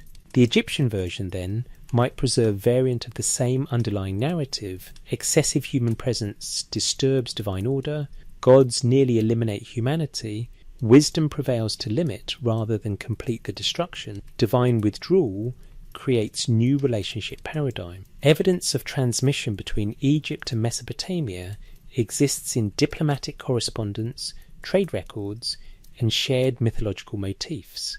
The Elamana archive, where some Adapa fragments were found, demonstrates regular communication between Egyptian pharaohs and Mesopotamian kings during the Late Bronze Age. Stories could have travelled these diplomatic routes, adapted to local theological frameworks, integrated into existing mythologies. Further east, similar patterns appear in Indian traditions. The Vedic flood narrative describes Manu, the first man, receiving warning from a fish that a great flood is coming. The fish instructs Manu to build boat. The flood comes, destroys all other life. Manu survives. After the waters recede, Manu performs sacrifice, from which humanity is regenerated. The core elements match: flood, warning, boat, survival, sacrifice, renewal. but the Vedic version includes detail absent from Mesopotamian accounts. The fish that warns Manu grows progressively larger until it is revealed as Matsya, avatar of the god Vishnu. This divine protector figure serving as avatar matches the role of Enki in Mesopotamian tradition, god who maintains investment in human survival despite divine council's elimination order. The fish form might represent adaptation to Indian religious symbolism, where water-dwelling creatures often signify divine wisdom and protection. Later Indian texts, the Puranas, elaborate this story. The Bhagavata Purana describes humanity being destroyed not for noise, but for moral corruption. This is closer to biblical framework than Mesopotamian pattern. The Matsya Purana specifies the flood lasted 7 days, matching the Mesopotamian timeframe. These similarities suggest either independent development from common flood experiences or transmission and adaptation of mythological templates across cultures. The timeframes involved: Sumerian texts from 2000 BC, Vedic texts from 1500-1200 BC, Puranic texts from 300-1000 C, show centuries of potential interaction. Trade routes connected Mesopotamia to the Indus Valley civilization. Cultural exchange. Mythological frameworks could have travelled with merchants, been adapted by local traditions, integrated into regional religions. But there's another explanation for similarity. All these civilizations experience catastrophic flooding. Mesopotamia had the Tigris and Euphrates.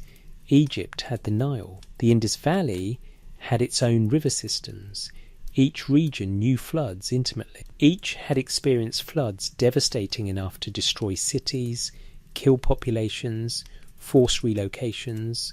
The mythological response to this experiential reality might have developed independently in each culture using similar narrative structures, because those structures effectively explain traumatic collective experiences. The gods sent the flood, one family survived, civilization restarted.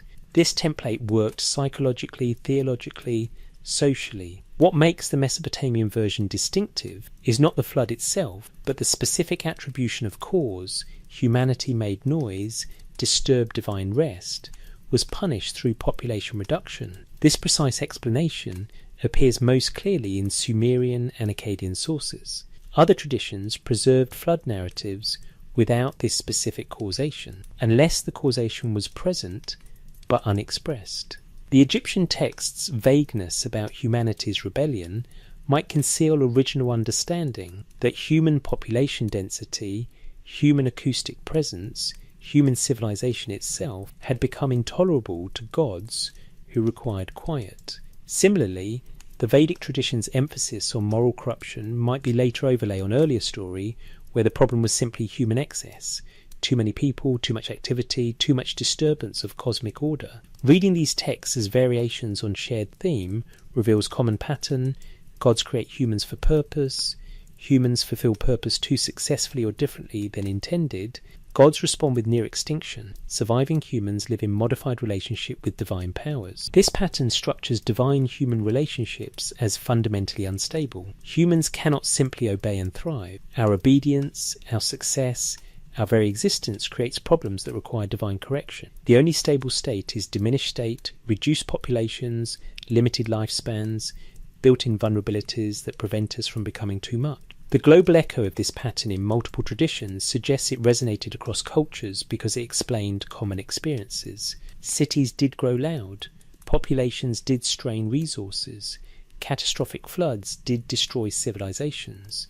The mythological explanation, divine frustration with human excess, provided framework for understanding these realities as purposeful rather than random, and crucially, it provided guidance for avoiding future catastrophe. Stay small, stay quiet, maintain proper relationship with divine powers, don't expand beyond sustainable limits. These were survival strategies encoded in mythology. Whether the stories derived from single source that spread across cultures or developed independently from shared experiences, the result was similar theological framework appearing in Mesopotamia, Egypt, India, and elsewhere. humanity survives at divine discretion, and that discretion has limits.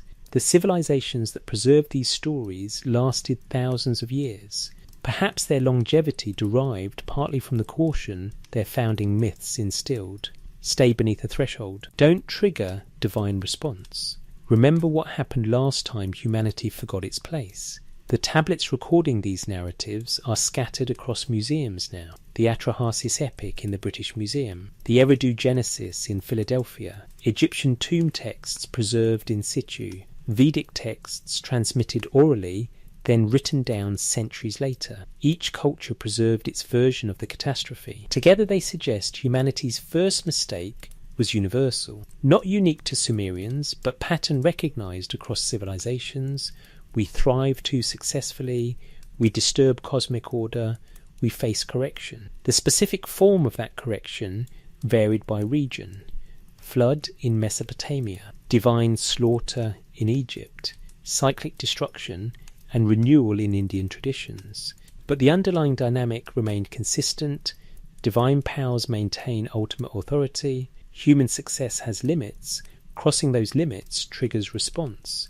And that response, when it comes, is devastating enough to divide history into before and after. Survivors remember. They record. They transmit warnings. They build cultures around the imperative never again. But the question these global echoes raise is disturbing. If multiple civilizations independently develop narratives where humanity's success threatens cosmic order, what does that suggest about the relationship between civilization and sustainability? Perhaps the myths preserve uncomfortable truth. Human populations expanding beyond local carrying capacity do generate problems.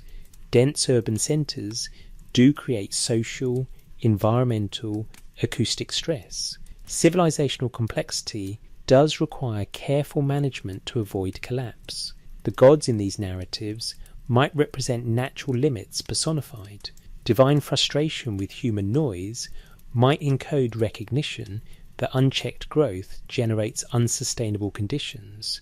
The flood as divine correction might preserve memory of ecological catastrophe triggered by civilizational overreach. Reading the myths this way transforms them from supernatural doctrine into preserved wisdom about limits. The post-flood modifications, high mortality, limited reproduction, chronic vulnerability, might describe actual conditions civilizations faced after catastrophic collapse. Populations do take generations to recover. Knowledge is lost.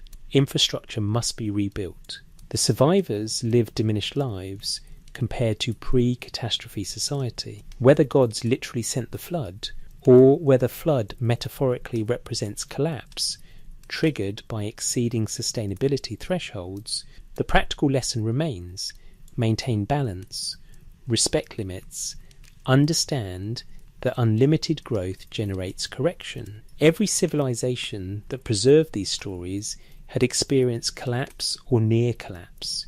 They knew intimately what happens when societies overextend. The mythological framework they developed to explain these experiences emphasized the same principles: restraint, humility, acceptance of limits. These were not arbitrary religious requirements. They were survival strategies encoded in sacred narratives, transmitted across generations, reinforced through ritual and culture. The societies that internalized these lessons persisted. Those that ignored them collapsed.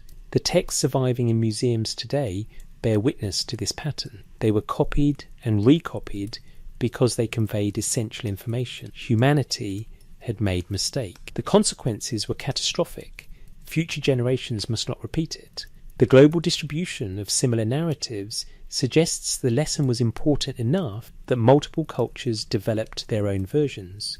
Different languages, different gods, different specific details, but the same core message: humanity must not exceed its place in cosmic order, because the correction that follows excess threatens our continued existence. The tablets don't resolve the theological questions these narratives raise. They don't explain why gods would create beings designed to succeed.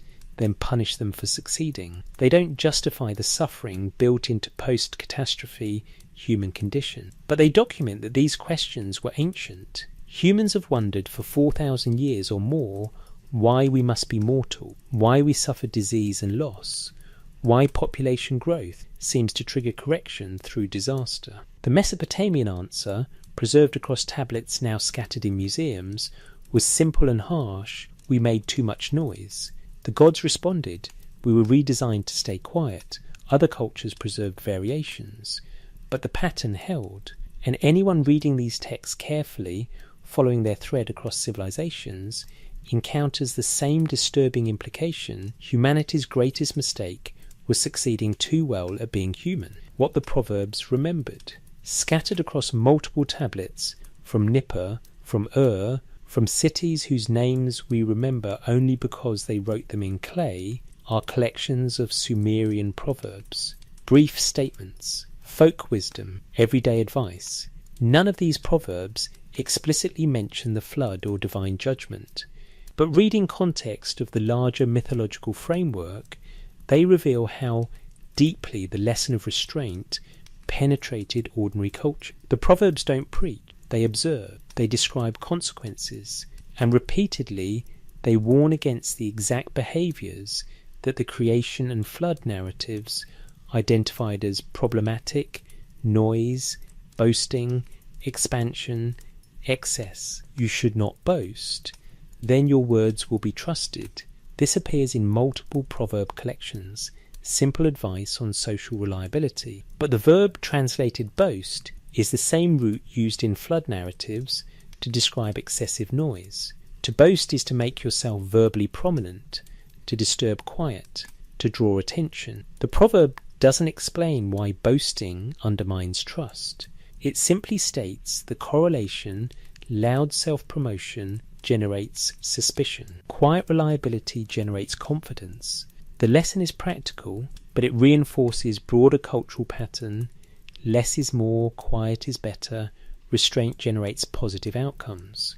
A chattering scribe's guilt is great. Scribes were a privileged class in Sumerian society. They controlled literacy, maintained records, transmitted knowledge, but even scribes required restraint. Excessive speech, even from educated elite, was presented as guilt-generating. The proverb doesn't specify guilt before whom, humans or gods, but the weight of the term suggests serious transgression. Upon escaping from the wild ox, the wild cow confronted me. This proverb, preserved in collections from Ashurbanipal's library, describes inescapable danger, modern equivalent: out of the frying pan, into the fire. But the imagery is specific to Mesopotamian environment, and the structure suggests pattern recognition. Threats come in sequence. Escaping one doesn't guarantee safety from the next. Applied to the flood narratives, humanity escaped plague, then drought, then famine, only to face deluge. The pattern of escalating divine interventions made this proverb particularly resonant. No escape exists when divine will targets you. One does not return borrowed bread, debt proverb on its surface, but also statement about irreversible transactions. What is given cannot be reclaimed. What is destroyed cannot be undone. The flood swept over. The pre-flood world was gone. No returning to what was. No one walks for a second time at the place where a lion has eaten a man. Danger sites are avoided. Catastrophes mark locations permanently. After the flood, post-catastrophe humanity avoided pre-flood patterns. Don't rebuild the same way. Don't repeat what triggered disaster. Civilizational trauma creates permanent behavioral modification. The proverbs about restraint in conflict are particularly revealing. If you have brought a dispute, you have carried it. If you have asked to be dismissed from it, you have been rejected. Once conflict begins, you cannot escape responsibility for it.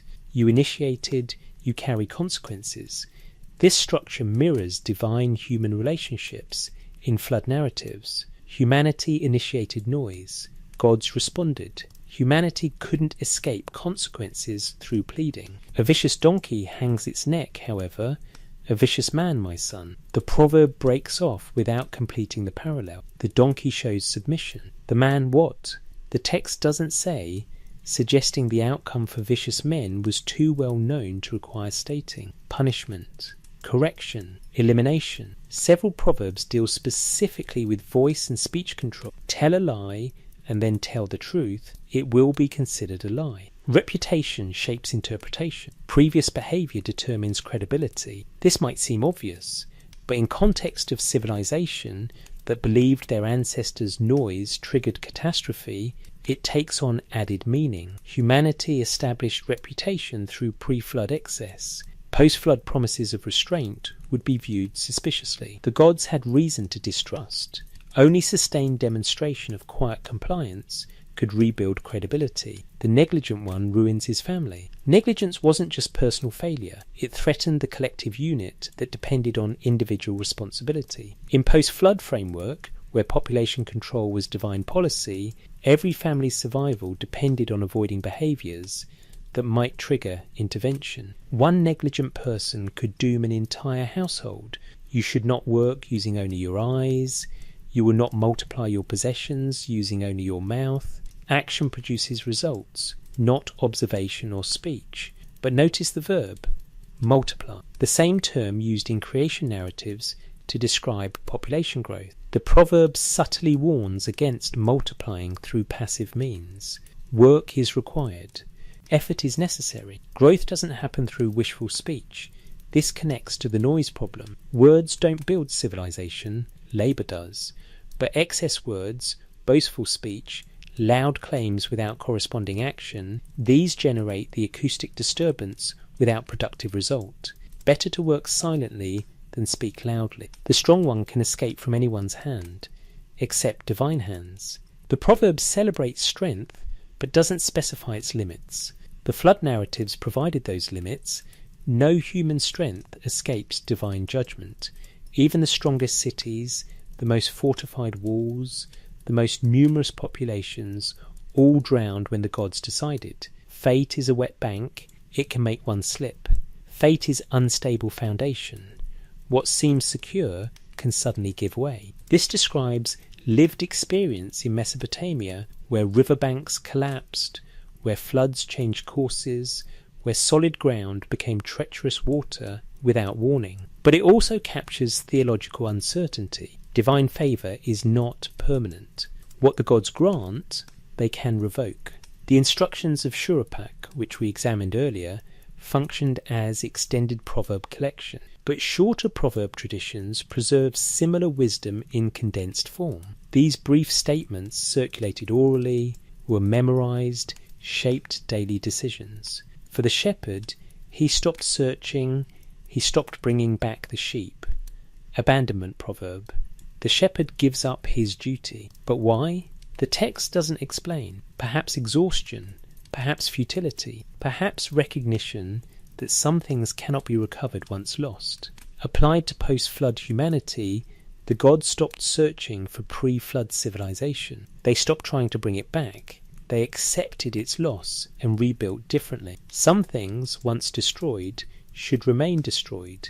Nothing at all is to be valued, but life should be sweet. This appears in the instructions of Shurupak, but was preserved independently as standalone proverb. It suggests priority structure, possessions don't matter, experience does. Life's sweetness, its quality, not duration, is what deserves valuing. In context of mortality as divine design, this proverb takes on particular weight. Life will be short. Death is guaranteed. The only variable is whether brief existence is sweet or bitter. Choose sweetness where possible. Accept that nothing material outlasts death. A loving heart maintains a family. A hateful heart destroys a family. Internal dynamics determine survival. External circumstances matter less than internal cohesion. This was survival wisdom for post-catastrophe populations. Cities could be destroyed, populations could be reduced, but family units that maintained internal harmony could endure. The proverbs about water and drowning carry obvious weight. You should not draw up water which you cannot reach. It will make you weak. Don't overextend. Don't attempt beyond your capacity. The water metaphor is precise in culture, where flood was both literal threat and mythological memory. Reaching for water you cannot grasp makes you vulnerable to drowning, and perhaps most directly relevant to humanity's mistake, the land was bellowing like a bull. This line appears in both Atrahasis' epic and in proverb collections, suggesting it functioned as cultural shorthand. Everyone knew what it meant: excessive noise, population density beyond acceptable limits, the condition that triggered divine response. When someone said the land bellows like a bull, they weren't just describing loudness, they were invoking the flood narrative, warning that current conditions resembled pre-catastrophe patterns, suggesting divine intervention might follow if restraint wasn't exercised. These proverbs functioned as distributed wisdom system, not centralized religious doctrine, but everyday common sense that preserved and transmitted the lessons of catastrophe across generations. Parents taught children, scribes copied tablets. The sayings shaped behaviour at ground level where formal theology might not penetrate. The genius of proverb wisdom is its practical format. You don't need to understand complex theology to grasp you should not boast, then your words will be trusted. You don't need to know the Atrahasis epic to benefit from fate is a wet bank, it can make one slip. But for those who did know the larger narratives, the proverbs connected to deeper framework. They were practical applications of theological principles. They translated cosmic drama into daily guidance. Don't make noise, don't multiply excessively, don't draw divine attention, don't repeat the patterns that triggered catastrophe. Stay small, stay quiet, accept mortality, value what sweetness brief life offers. This was collective wisdom preserved across 4,000 years of transmission. The tablets scattered in museums contain fragments of this wisdom. University collections hold thousands of proverb tablets, many still untranslated, many damaged, many fragmentary, but enough survives to reveal the pattern. Mesopotamian culture was shaped by memory of catastrophe and determination to avoid repeating it. The proverbs were one mechanism of that shaping. Brief, memorable, practical statements that kept the lesson alive without requiring elaborate theological education. And the lesson was always the same. Humanity's first mistake was exceeding our place. We were created to serve. We served too well. We became too numerous, too loud, too successful. The gods corrected us. We must never forget that correction, never repeat the behaviours that triggered it. The proverbs remembered. They kept the memory active in daily life, in ordinary decisions, in the accumulated small choices that determine whether civilizations persist or collapse. You should not boast. Stay quiet. The negligent one ruins his family. Stay vigilant. Fate is a wet bank. Stay humble. Nothing is to be valued, but life should be sweet. Stay grateful for brief existence. These weren't random moral platitudes. They were survival instructions, tested across centuries, proven effective by the persistence of civilizations that followed them. The societies that internalized these proverbs lasted thousands of years. Their tablets survived. Their wisdom remains accessible. And anyone reading those tablets today encounters the same advice. Know your limits, respect boundaries, understand that success can become danger if it crosses thresholds, maintain restraint because the alternative is correction. The gods, according to these texts, destroyed the world once. They maintained capacity to do it again. The only protection was compliance encoded in culture, transmitted through proverbs, reinforced through daily practice. Humanity's first mistake was biological success. The proverbs taught cultural restraint to counterbalance biological capacity. Together, these form survival strategy, stay numerous enough to sustain civilization, but never so numerous you disturb cosmic order. The balance was delicate. The margin was thin, but the proverbs suggested it was achievable. Generations had achieved it. The proof was their survival, their continued existence, their ability to write these proverbs and preserve them for future generations. And the final proverb, unstated but implicit in every collection, remember the flood. Remember what happens when humanity forgets its place. Remember that the gods are watching, that divine patience has limits, that existence continues only at divine discretion. The tablets bearing these proverbs are small, often palm-sized, easily portable. Students carried them, scribes referenced them, families taught them. The wisdom circulated because it was useful, because it worked, because it kept people alive in a world where divine judgment remained a perpetual threat. 4,000 years later, the proverbs remain. The tablets survive. The wisdom waits in museum archives and university collections, preserved in wedge marks pressed into clay, fired hard enough to outlast the civilizations that created them. And the question they pose to anyone reading them is simple. If these civilizations believed their survival depended on staying small and quiet, what does that suggest about civilizations that pursue unlimited growth and accept noise as inevitable feature of progress? The proverbs don't answer, they simply observe, preserve, transmit.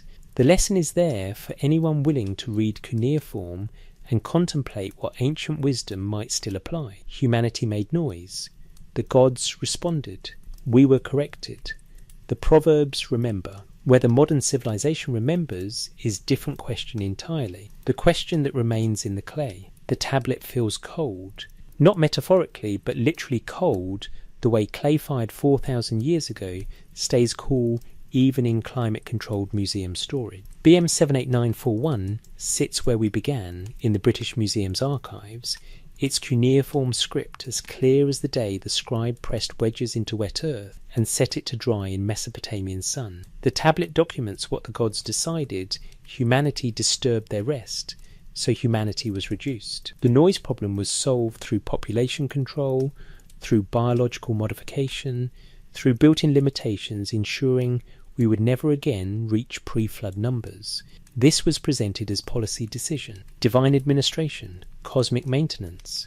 The texts record it with bureaucratic precision, complaints received, solutions attempted, final intervention implemented, redesign parameters established. The tone is almost clinical, but beneath that clinical precision lies question that the tablets record without fully answering. A question that appears in fragments, in gaps, in moments where the texts acknowledge discomfort without resolving it. Was this just? The question surfaces in unexpected places. In the lament of Nintu, the mother goddess who wept at the destruction of her creations. In the fragment from the Eridu Genesis, where Ziusudra seems to question divine decision. In the instructions of Shurupak, where a father teaches his son how to survive in a world where divine patience has limits that humans didn't choose and couldn't predict. Humanity's first mistake, according to these texts, was succeeding at the task we were created to perform. We were made to work. We worked. We multiplied. We built cities. We developed civilization. And in doing so, we made noise. We disturbed divine rest. The gods responded by killing nearly everyone and redesigning survivors to ensure biological success would never again threaten divine comfort. This is not moral failure being punished. This is functional success being corrected. We didn't disobey. We didn't rebel. We didn't steal forbidden knowledge or challenge divine authority. We simply thrived. And for thriving, we were reduced to permanent state of vulnerability, short lives, high infant mortality, chronic disease, limited reproduction. These weren't temporary punishments. They were permanent redesign features, built into human condition to serve divine preference for quiet. The tablets document this without extensive justification. The gods were disturbed. The gods had power. The gods used that power. The moral framework came later, in interpretive layers, in theological elaboration, in attempts to make the catastrophe comprehensible as justice rather than as exercise of raw authority. But the Sumerian texts, particularly the earliest ones, don't provide that comfort. They document what happened with remarkable honesty. Humanity became inconvenient, so humanity was corrected. The convenience of gods took precedence over the survival of humans. This was cosmic order. 4 millennia later, sitting in museum archives, these tablets still bear witness to that framework. The cuneiform hasn't changed. The message hasn't softened. The texts still say, you were created to serve, you served too successfully, you were punished for that success, you continue existing only under modified terms that ensure you will never again disturb those you serve. This is not mythology in the sense of comfortable stories that explain and justify. This is documentation of power dynamics between creators and created, between immortal beings who require service and mortal beings whose very success at providing that service triggered near extinction. The question remains in the clay. If humanity's mistake was succeeding too well at our designed function, what does that reveal about the gods who designed us? If multiplication and noise were inevitable results of intelligence and labour capacity, why didn't the gods foresee that problem? If the solution was permanent biological limitations ensuring human suffering, why should humans accept that suffering as just? The texts don't resolve these questions, they preserve them. They document that even in ancient Sumer, people wondered whether divine decisions were truly just, whether cosmic order genuinely served good purpose, whether humanity deserved the condition imposed upon it. The fragmentary nature of some texts, the missing 37 lines in the Eridu Genesis, the damaged sections in the Atrahasis, the broken ending of the Shuruppak instructions, these gaps might preserve traces of questions too dangerous to fully record, too uncomfortable to completely preserve. Or perhaps the questions weren't dangerous at all. Perhaps they were simply unanswerable, acknowledged without being resolved, transmitted as permanent features of human condition alongside mortality and disease. We live briefly, we suffer often, we lose children, we die. And according to these tablets, we live this way because our ancestors made too much noise.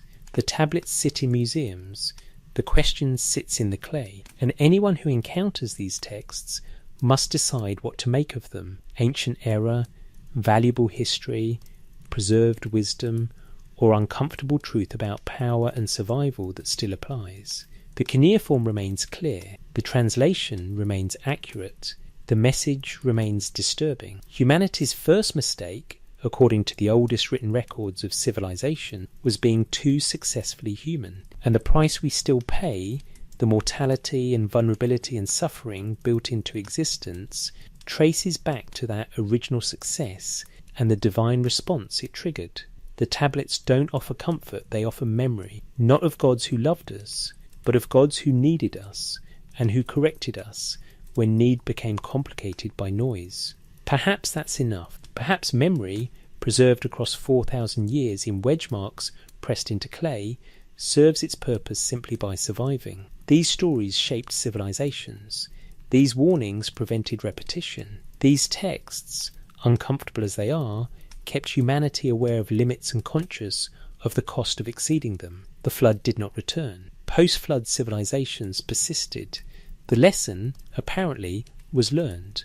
Whether that lesson remains relevant, whether modern civilization remembers the caution these ancient texts preserved, whether humanity still believes in limits or has decided limits no longer apply, these questions lie outside the scope of cuneiform tablets. But the tablets remain. The story survives. The question sits preserved in clay, waiting in museum archives, available to anyone willing to learn ancient script and consider what humanity's oldest written records suggest about humanity's deepest mistake. We thrived, we multiplied, we made the world loud with living, and for that we were nearly erased. The gods granted mercy, but only after reducing us to condition, ensuring we would never disturb them again. The tablets record it all, the clay remembers, the question remains. Perhaps it's time to rest with it.